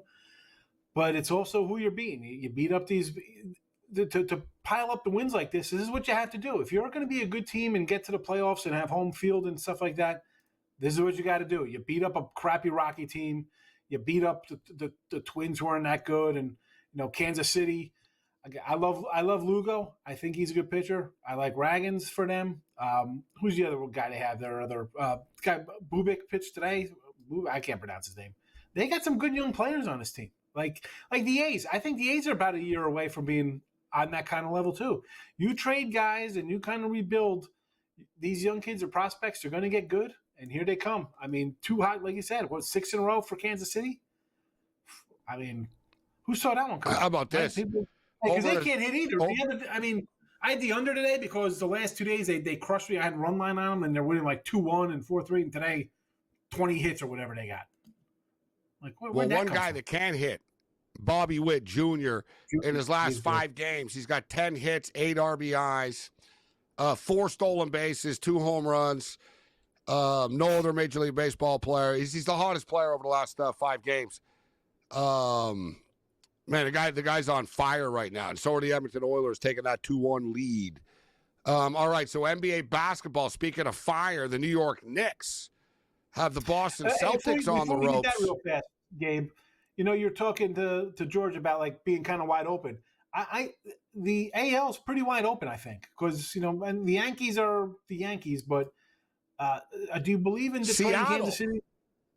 If I had to take a team right now, I would say Seattle. Right. And you know what? I would listen to Seattle. We know they can pitch. You were talking about OPS before. Seattle's OPS is 775. They're like 4th or 5th in baseball right now. They're hitting the ball. And if they hit the ball, they're going to win baseball games. They're going to win. And I think Seattle's owner, he's been pretty stingy at the deadline over the years. They're one bat away. I think this could be the year where they say, you know what?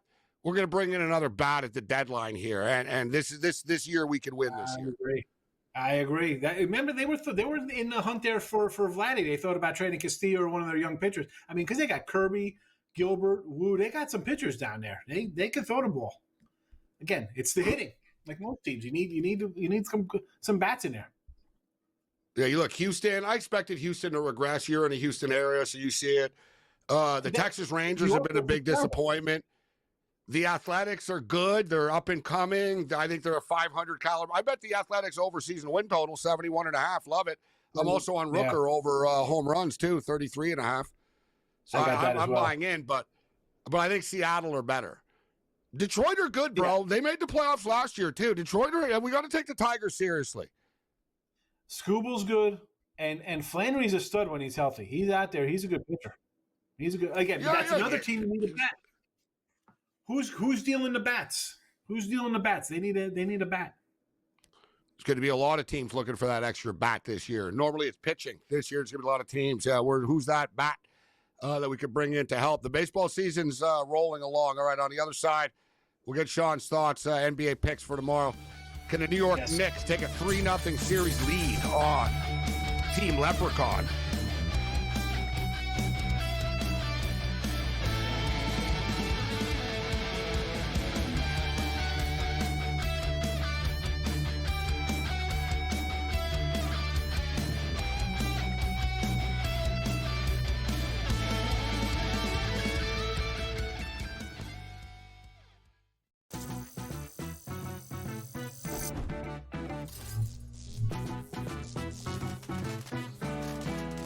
New to social casinos? You're in for a treat. Most online casinos offer bonus cash or coins just for signing up. That's your own little participation trophy. Now, go get lucky. See you in Las Vegas. Let's get lucky. The game is on. The stakes are high. But the action isn't just on the field. He's rearranging that roof. Get it inside! SportsGrid's in-game live. Your ultimate second screen experience. A little flyer, couple of 15.5 point live line. Every prop, every play, every day. Anything can happen. It's complete chaos. It's smarter to be on SportsGrid. Dr. Dre said at one time here, James Wood, always up to no good, man. I like a couple players in that lineup, and on a day-to-day basis can really get after it. Again, playing good baseball, 15-19 overall. We'll see how they pursue. The Reds are a really fun team. We're going to talk about them a ton, and I don't think they'll compete for a wild card. But again, they're a team like the Nats where they're going to give other teams trouble at times, and they can't overlook that matchup.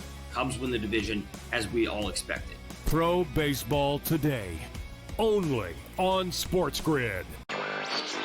The Warriors' future was uncertain. Are they going to break it up? Steve Kerr coming back. They get Jimmy Butler, and they surge all the way through, and now they're through the first round. The Warriors have guys, because of how special their star trio is, they can make the guys around them better. They can elevate the way that they play. And we saw that. Steph Curry, 3 points in the first half, steps up in the second half, 19 points in the second half to carry them home. Newswire, only on SportsGrid.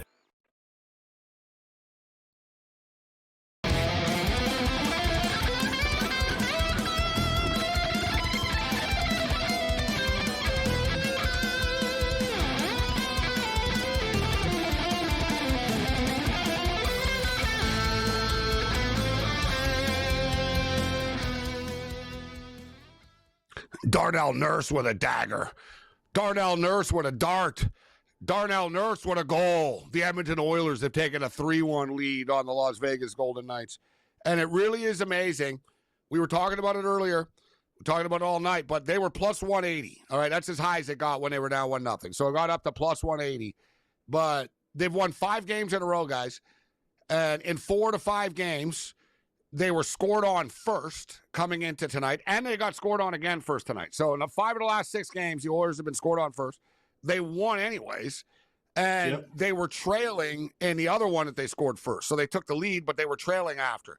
They've been behind in every game, Sean. Like I said, plus 180 tonight when they were down 1-0 only. Suddenly, it's 3-0. Dude, I've been saying, they're like a football team that can score 3 touchdowns in 5 minutes and the game's over on you. Like, they score so quickly. Once they flick the switch, they're unstoppable, this team.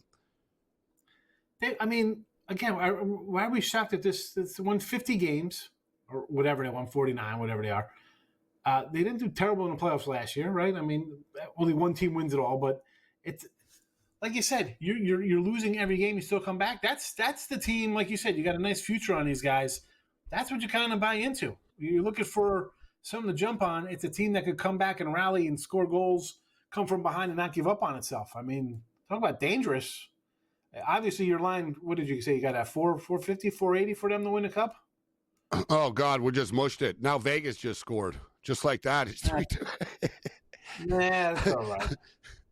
I know we got – man, these games always open up, guys. It's always the same thing. We should have jumped in on the over when it dipped to like 4.5. Yeah. It's 7.5 now. All right, so we only got a couple of minutes. 7.5 right now. We got a 3-2 game. NBA tomorrow. The Celtics. On Saturday, it's up to 5.5. Tomorrow we got the Cavs and the Pacers, Oklahoma City and Denver. But as far as the Knicks are concerned, they opened up at 4.5, and it's up to 5.5 right now. People are betting Boston despite the Celtics losing both games. What are you doing betting up on the Celtics? Why are you betting the Celtics here? They can't shoot right. How are you betting? This is like taking a team that's lost 5 in a row. In baseball, like, I'm going to jump on them, even though they're favored at 175 today because they're due to win. How they've been stymied, whatever the case may be, whether it's the defense or just not shooting well. I don't want to bet on it. I want to take the Knicks here. Take the Knicks money line. They're playing. Talk about the old proverbial house money, nothing to lose. I thought this would be like a 4-1, 4-2 series, but when you go 25 of 100 from 3 or whatever they shot, I'm not looking to bet the freaking Celtics. Good luck with that. No, thank you. Knicks only. What? Kind of a similar situation, although I don't know the full injury situation tomorrow for the Cleveland Cavaliers, but Cavs are going on the road. They're not laying 5.5, but they're laying 2.5, and the Pacers are another hot team right now that just keep finding ways to win, and they're a home underdog in this game. And here we go. This was 1.5, and it's gone up. I saw a 3 before, too. So it went from 1.5 up to 3. Why are we know the Pacers could score, right? We saw them last year in the playoffs, and, they had their own kind of injuries against the Knicks in that series. This is a dangerous team right here. I mean, whether the Celtics get out of the next round or if it's the Knicks, I mean, that'll be a fun series, I think. As much as everybody look forward to Cleveland and Boston. It's going to be the Knicks and Pacers to get to the finals. Pacers, Knicks. Old school. I mean, it's not going to be old school grind out. It's going to be like Pacers trying to push it, and the Knicks going to try to muddy up the waters a little bit there, playing tough defense. But that'll be a fun thing. I'm looking forward to that one because I tell you what, I think the Pacers win tomorrow. And you know what I'm going to do? Go ahead. I had a vision of Oklahoma City versus the Knicks in the finals earlier today. I was like, you know what? I can't believe this is actually going to happen, but I like this Pacer team, though. I think the Pacers could beat the Knicks, actually. So I'm not saying that I would bet on the Knicks over the Pacers. They beat them last year, and all the Knicks were injured. So were the Pacers. I like this Pacer team. I think, like you said, they got postseason experience, too. They've got guys that have won before. Like, they're better than people realize. It looks like the Cavs are going to be healthier. I can't. Knicks fans, I mean, they're just insane. They're worse than like Yankee fans. They're the same, probably. They'll be all through the roof like, oh, my God, this is the best team ever. They're awesome. Oh, yeah. They hope they get eliminated. Their celebrations after these playoff games, they're like they won the championship. Yeah, they're like the Lakers hanging banners. Look, we got Luka. Hang up a banner for us. Fellas, can you win something first? I mean, you're up 2-0. The teams have lost 2-0. We got to get out of here, Sean. Oklahoma City and Denver tomorrow, too. Listen, I want to ladder up OKC point total 120.5 or up to 135.5. I think they score like 130. Sean Higgs.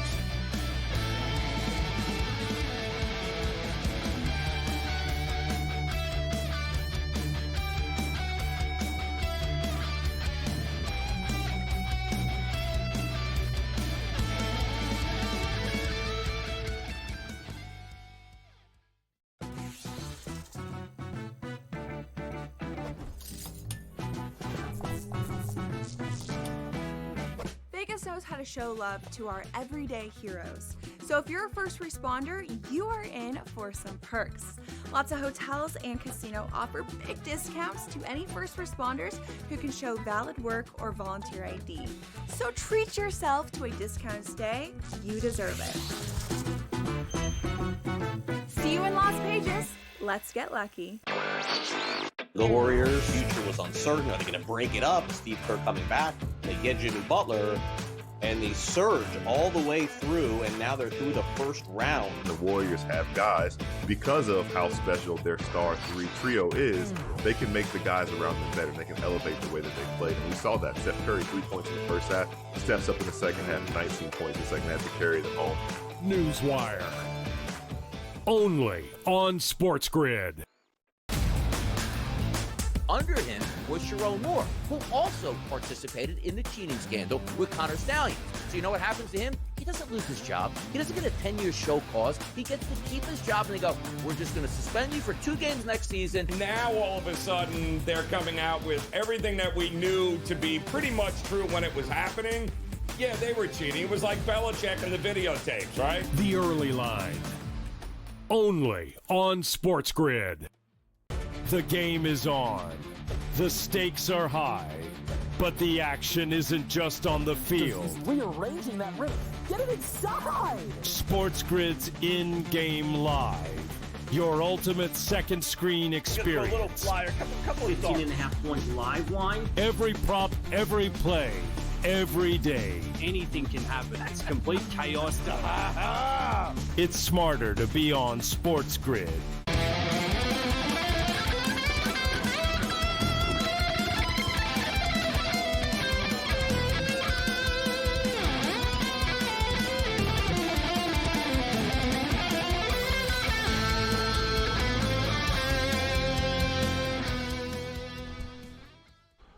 The Thursday Night Throwdown continues. This is SportsRage. I'm Gabriel Morency, SportsGrid Radio and Television Network, Sirius XM Channel 159. Broadcasting on many different platforms, including live on X right now. We were talking about the Toronto Blue Jays and their situation, 16-20, repeat of last year. They spend money. Nothing ever changes with this team. It's like they just are who they are. It's amazing. You change the roster, you change this, you change that. They end up back at the same spot, despite the fact that they spend money. We bet on them tonight. They've been trailing most of the night, but as we were discussing and watching the second period of the Oilers and the Vegas Golden Knights, who are 3-2 after 2 for Edmonton right now, 7-4 Blue Jays. Blue Jays have taken a 7-4 lead in Anaheim. We're in the bottom of the 6th inning right now. We'll keep our eye on this. We're at the intermission right now. We played 2 periods on the Strip in Vegas. 3-2 for the Edmonton Oilers. They're minus 340 on the money line right now, which is too high. Only up a goal on Vegas. That's the thing with hockey. You get these crazy numbers. In-game total, 7.5. I got to mull it over. Let's see if we can get a 6.5 in a couple of minutes. All right, speaking of Edmonton, let's bring in Mick Aussie right now, who's shuffling around and dropping things. What's going on, Mick? Yeah, doing all right, mate. Just second period's just about over, so Oilers doing well. Well, they got 5 in a row, heading for 6 in a row. So an amazing recovery from being 2 down to nothing down in LA there a week or so ago. Yeah, I'm hoping they can hang on tonight. I bet on the Oilers tonight, but I put a bet in earlier in the day. I surprised people when I said I thought the Toronto Maple Leafs were going to win the Stanley Cup. And I'm not really backing off of it. I think the Leafs are getting to the Cup. But I tell you what, I'm buying into Edmonton right now that they just have this can't-be-stopped type of thing around them. They've won 5 in a row. They've been losing in every game. They've been trailing. Now they have the lead. We'll see if they can hang on to the lead tonight. But I bet the Oilers to win the Stanley Cup earlier in the day. Put 200 to win 1,000. So it was plus 400. That's the price I got. And I bet on the Leafs again. I put another 100 on the Leafs at plus 450. Not great odds with the Leafs right now. All right, Mick, so let's get down to business. AFL football. Talk to us about your best bets. We got St. Kilda and Carleton first up on the rotation here. The Blues are 7.5-point favorites. The total is 163.5. And we have Melbourne and Hawthorn. The Hawks are big-time favorites here, minus 23.5. Yeah, well, the Saints caused a big upset last week. They won really well. They'd been down. Look, the Blues, they were terrible against the Crows, but they're a better team. I did change my pick. I changed it to the Blues because Blighty and Wilds went that way. Tough game. Take the Blues just, but could go either way. Saints, they play a real defensive game, and the Blues, I don't like them and don't trust them. So, tough one. Blues, I think.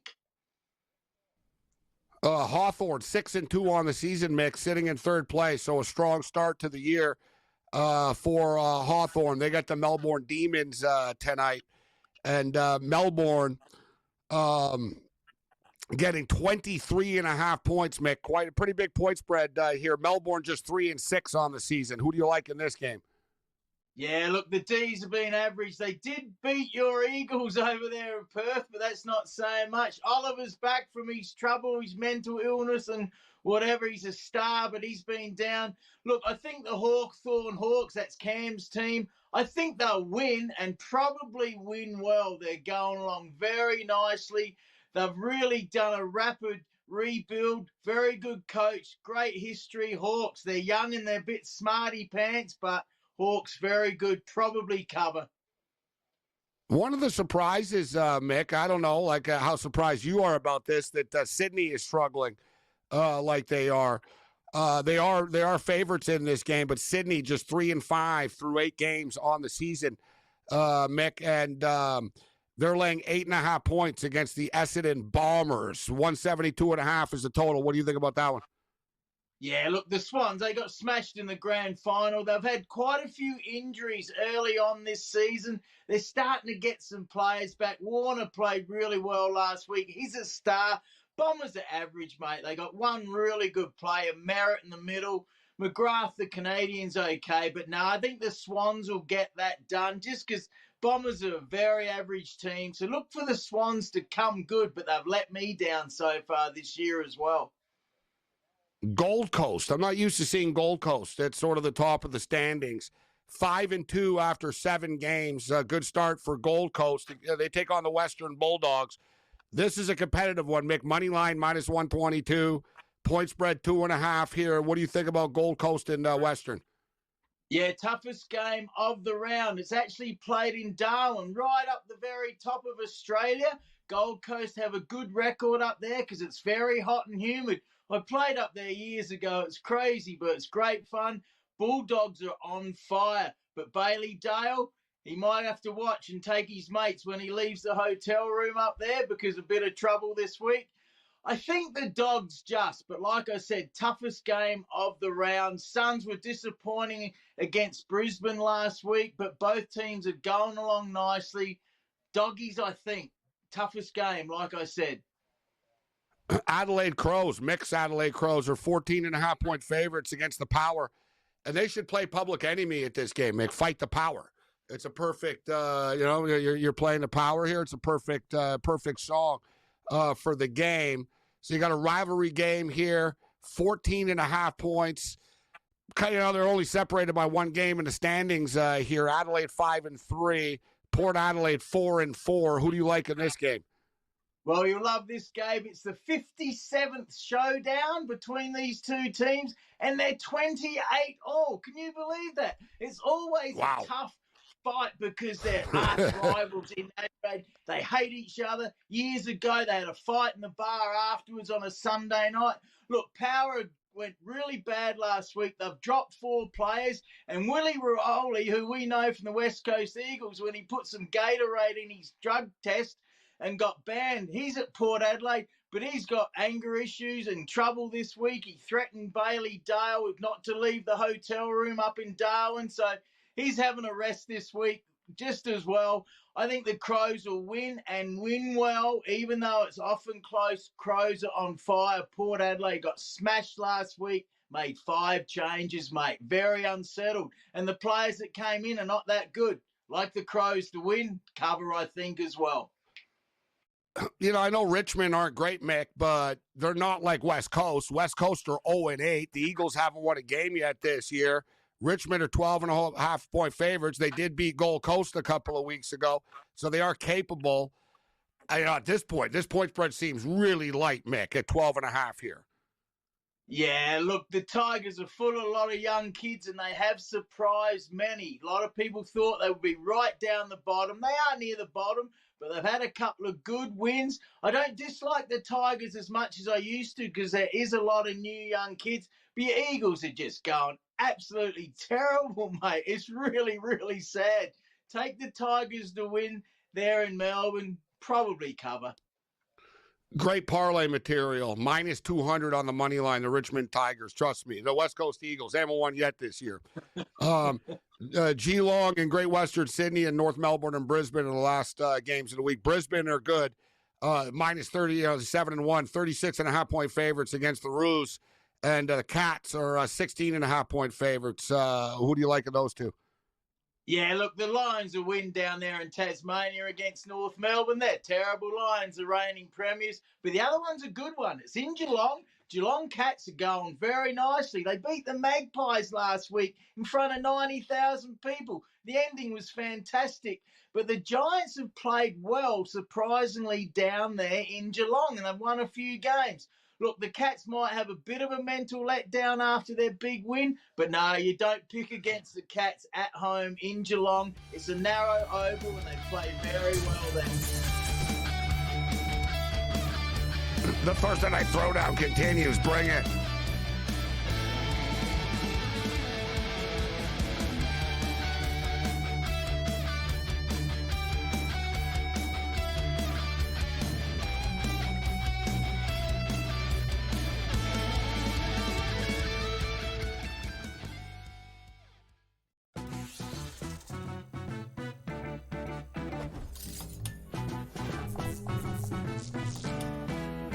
Vegas knows how to show love to our everyday heroes. So if you're a first responder, you are in for some perks.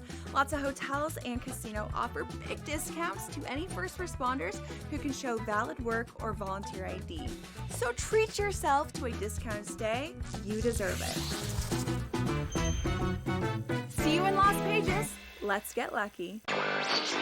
The Warriors' future was uncertain. Are they going to break it up? Steve Kerr coming back. They get Jimmy Butler, and they surge all the way through, and now they're through the first round. The Warriors have guys, because of how special their star trio is, they can make the guys around them better, and they can elevate the way that they play. And we saw that. Steph Curry, 3 points in the first half, steps up in the second half, 19 points in the second half to carry them home. Newswire. Only on SportsGrid. Under him was Sharon Moore, who also participated in the cheating scandal with Connor Stallions. So you know what happens to him? He doesn't lose his job. He doesn't get a 10-year show cause. He gets to keep his job, and they go, we're just going to suspend you for 2 games next season. Now, all of a sudden, they're coming out with everything that we knew to be pretty much true when it was happening. Yeah, they were cheating. It was like Belichick and the videotapes, right? The early line. Only on SportsGrid. The game is on. The stakes are high. But the action isn't just on the field. He's rearranging that ring. Get it inside! SportsGrid's in-game live. Your ultimate second screen experience. Just a little flyer, couple of thoughts. 18.5-point live line. Every prop, every play, every day. Anything can happen. That's complete chaos. It's smarter to be on SportsGrid.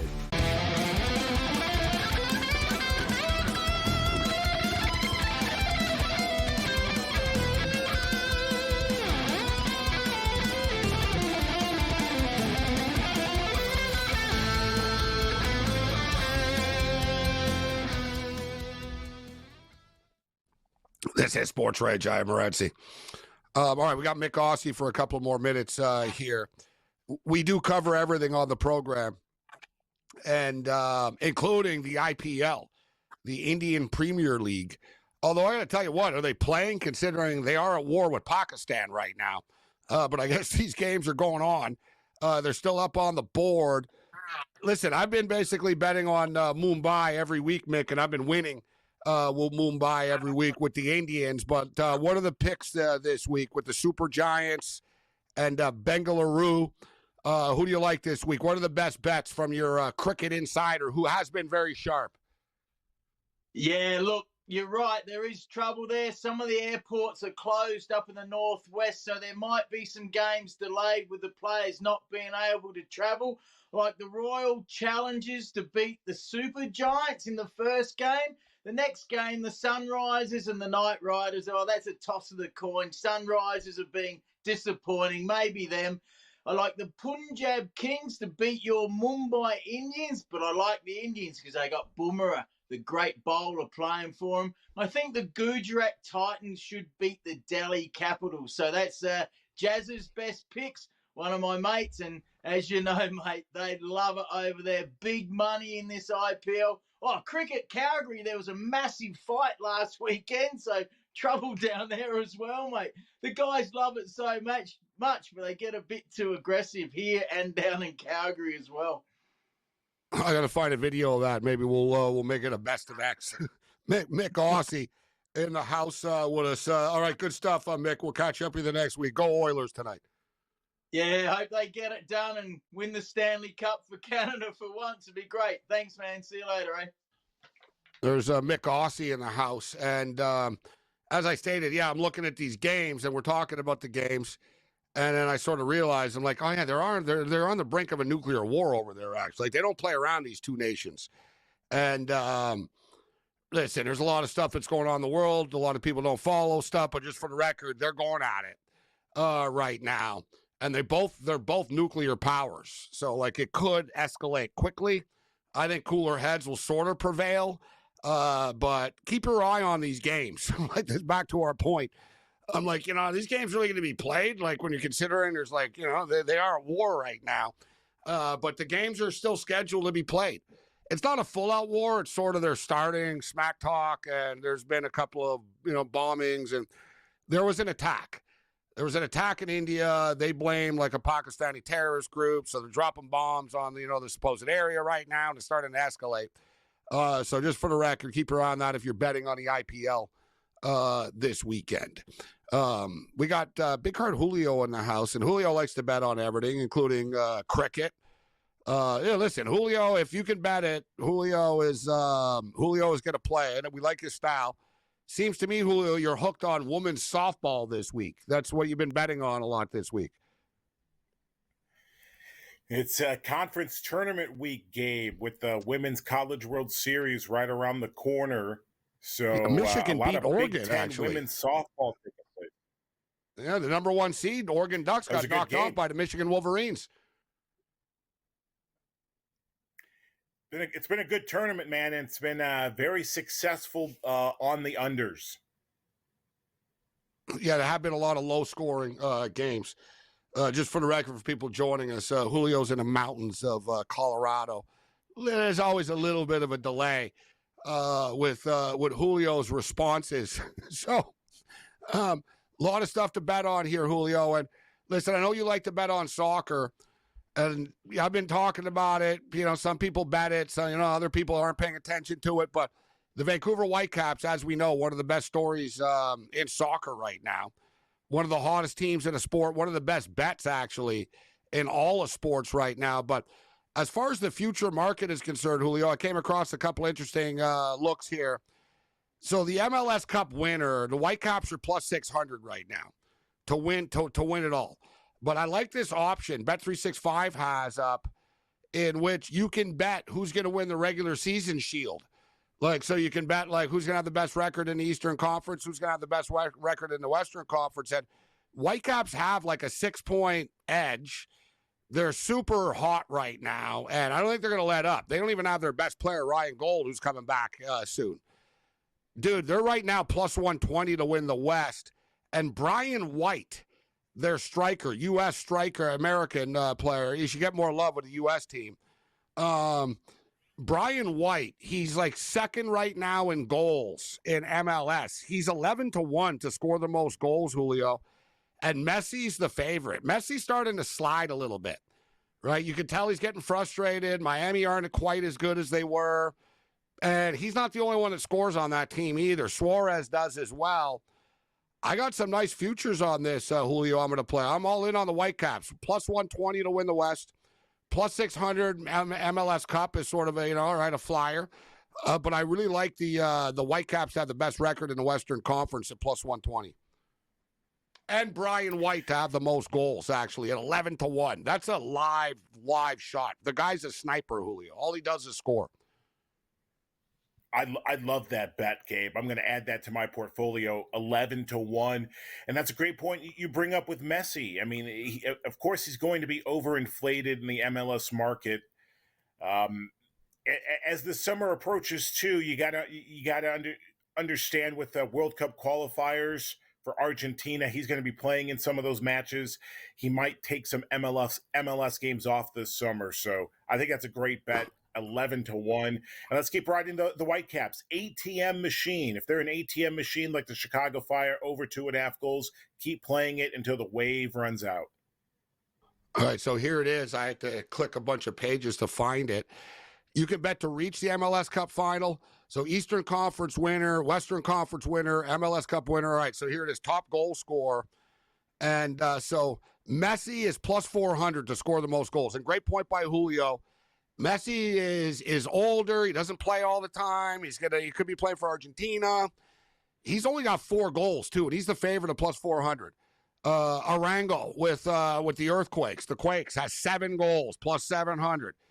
They're not a great team. They play high-scoring games, so he does score goals. Brian White's got 6 goals. Brian White missed games already due to an injury, and he's plus 1,100 with 6 goals, guys, on the best.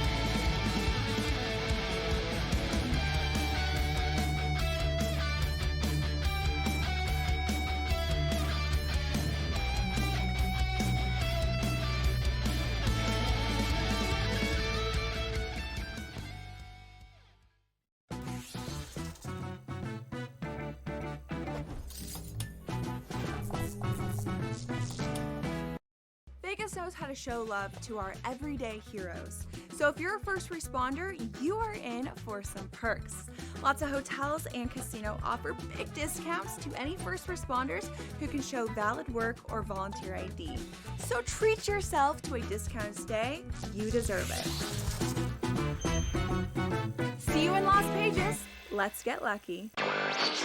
The Warriors' future was uncertain. Are they going to break it up? Steve Kerr coming back. They get Jimmy Butler, and they surge all the way through, and now they're through the first round. The Warriors have guys, because of how special their star 3 trio is, they can make the guys around them better. They can elevate the way that they play. And we saw that. Steph Curry, 3 points in the first half, steps up in the second half, 19 points in the second half to carry them home.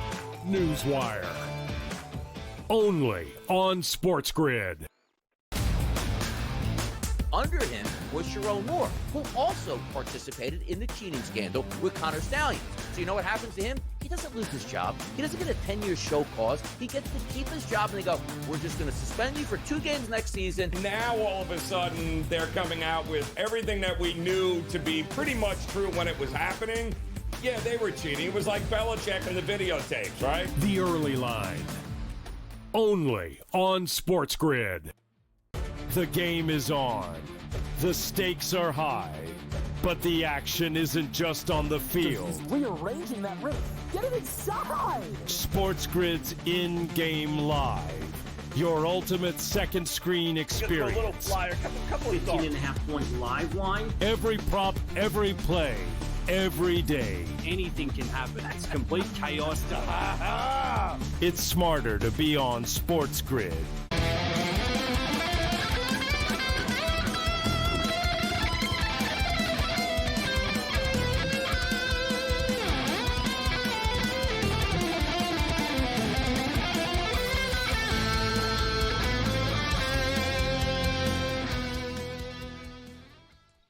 This is SportsRage. I'm Morency. So look, there are some dudes with some goals here. You know, I mean, there are. It's not just Messi. Messi shouldn't be favored. There are guys that score, but I'm telling you, Brian White has missed. He missed games due to injury. He missed games because he was on the U.S. team. He hasn't. The Whitecaps play so much. They've rested him a lot. Like, he's going to dial it up, guys. He's going to score. This guy scores like basically every game that he plays almost. I know he got 4 in one game, but he's missed a lot of games, and he's healthy right now. And they're getting Gold back soon, too. That's just even going to make their offense even more dynamic. Speaking of dynamic offenses, I'm kind of kicking myself, Julio. I am on the Edmonton Oilers. I should be jumping in on the in-game overs here. They just scored again. It's 4-2 Oilers right now. 17 minutes left in the game. 8.5 is the new total right now, and I wouldn't be betting the under.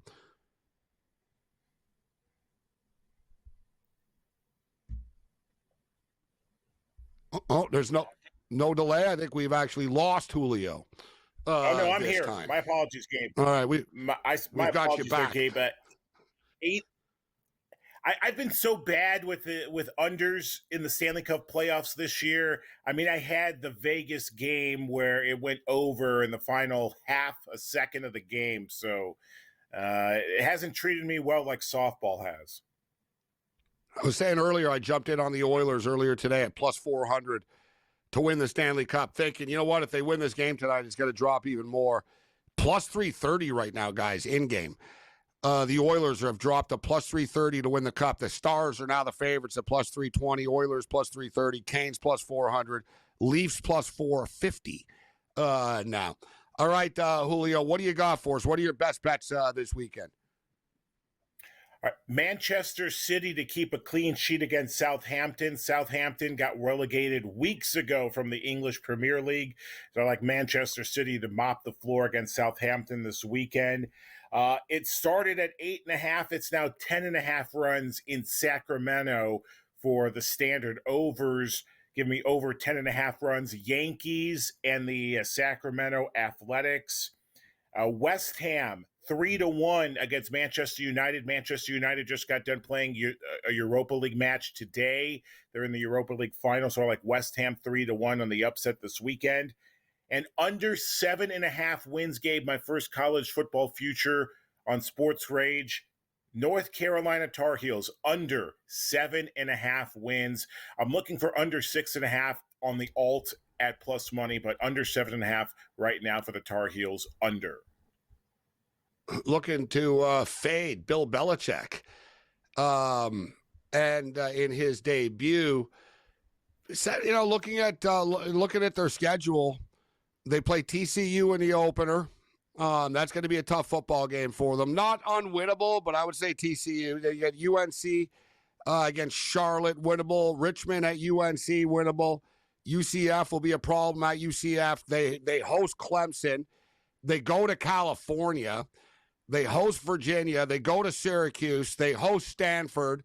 They go to Wake Forest. They host Duke. They go to NC State. It's not a murderer's row, the schedule here, but you've got a lot of games that they're probably not going to win, right? They're not going to win it at Orlando against UCF. They're not going to beat the Clemson Tigers. I don't think they'll beat Cal. Cal, that's a tough place to play up there at Berkeley. That's a tough stretch for them right there, Julio. I could see them getting to 6 or 7, actually. Yeah, I think 7's the magic number there for North Carolina. So shop around, get the best odds, but that's my first college football future, Gabe. We're before we know it, August will be here. Love it.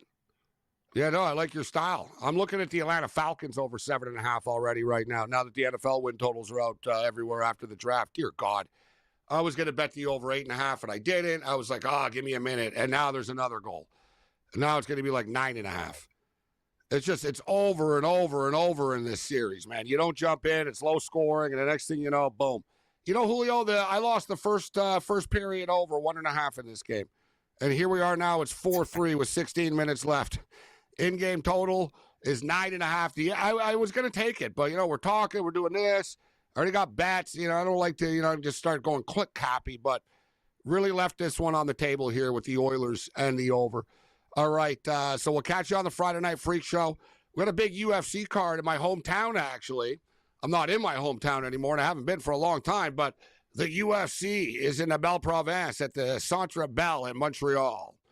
And a lot of smack talk. You know what I mean? A lot of smack talk with the fighters coming into this card. Lou Gamblou will be with us tomorrow night. Rob Vino, Tony Finn, and more. Other than that, you're on your own. Later.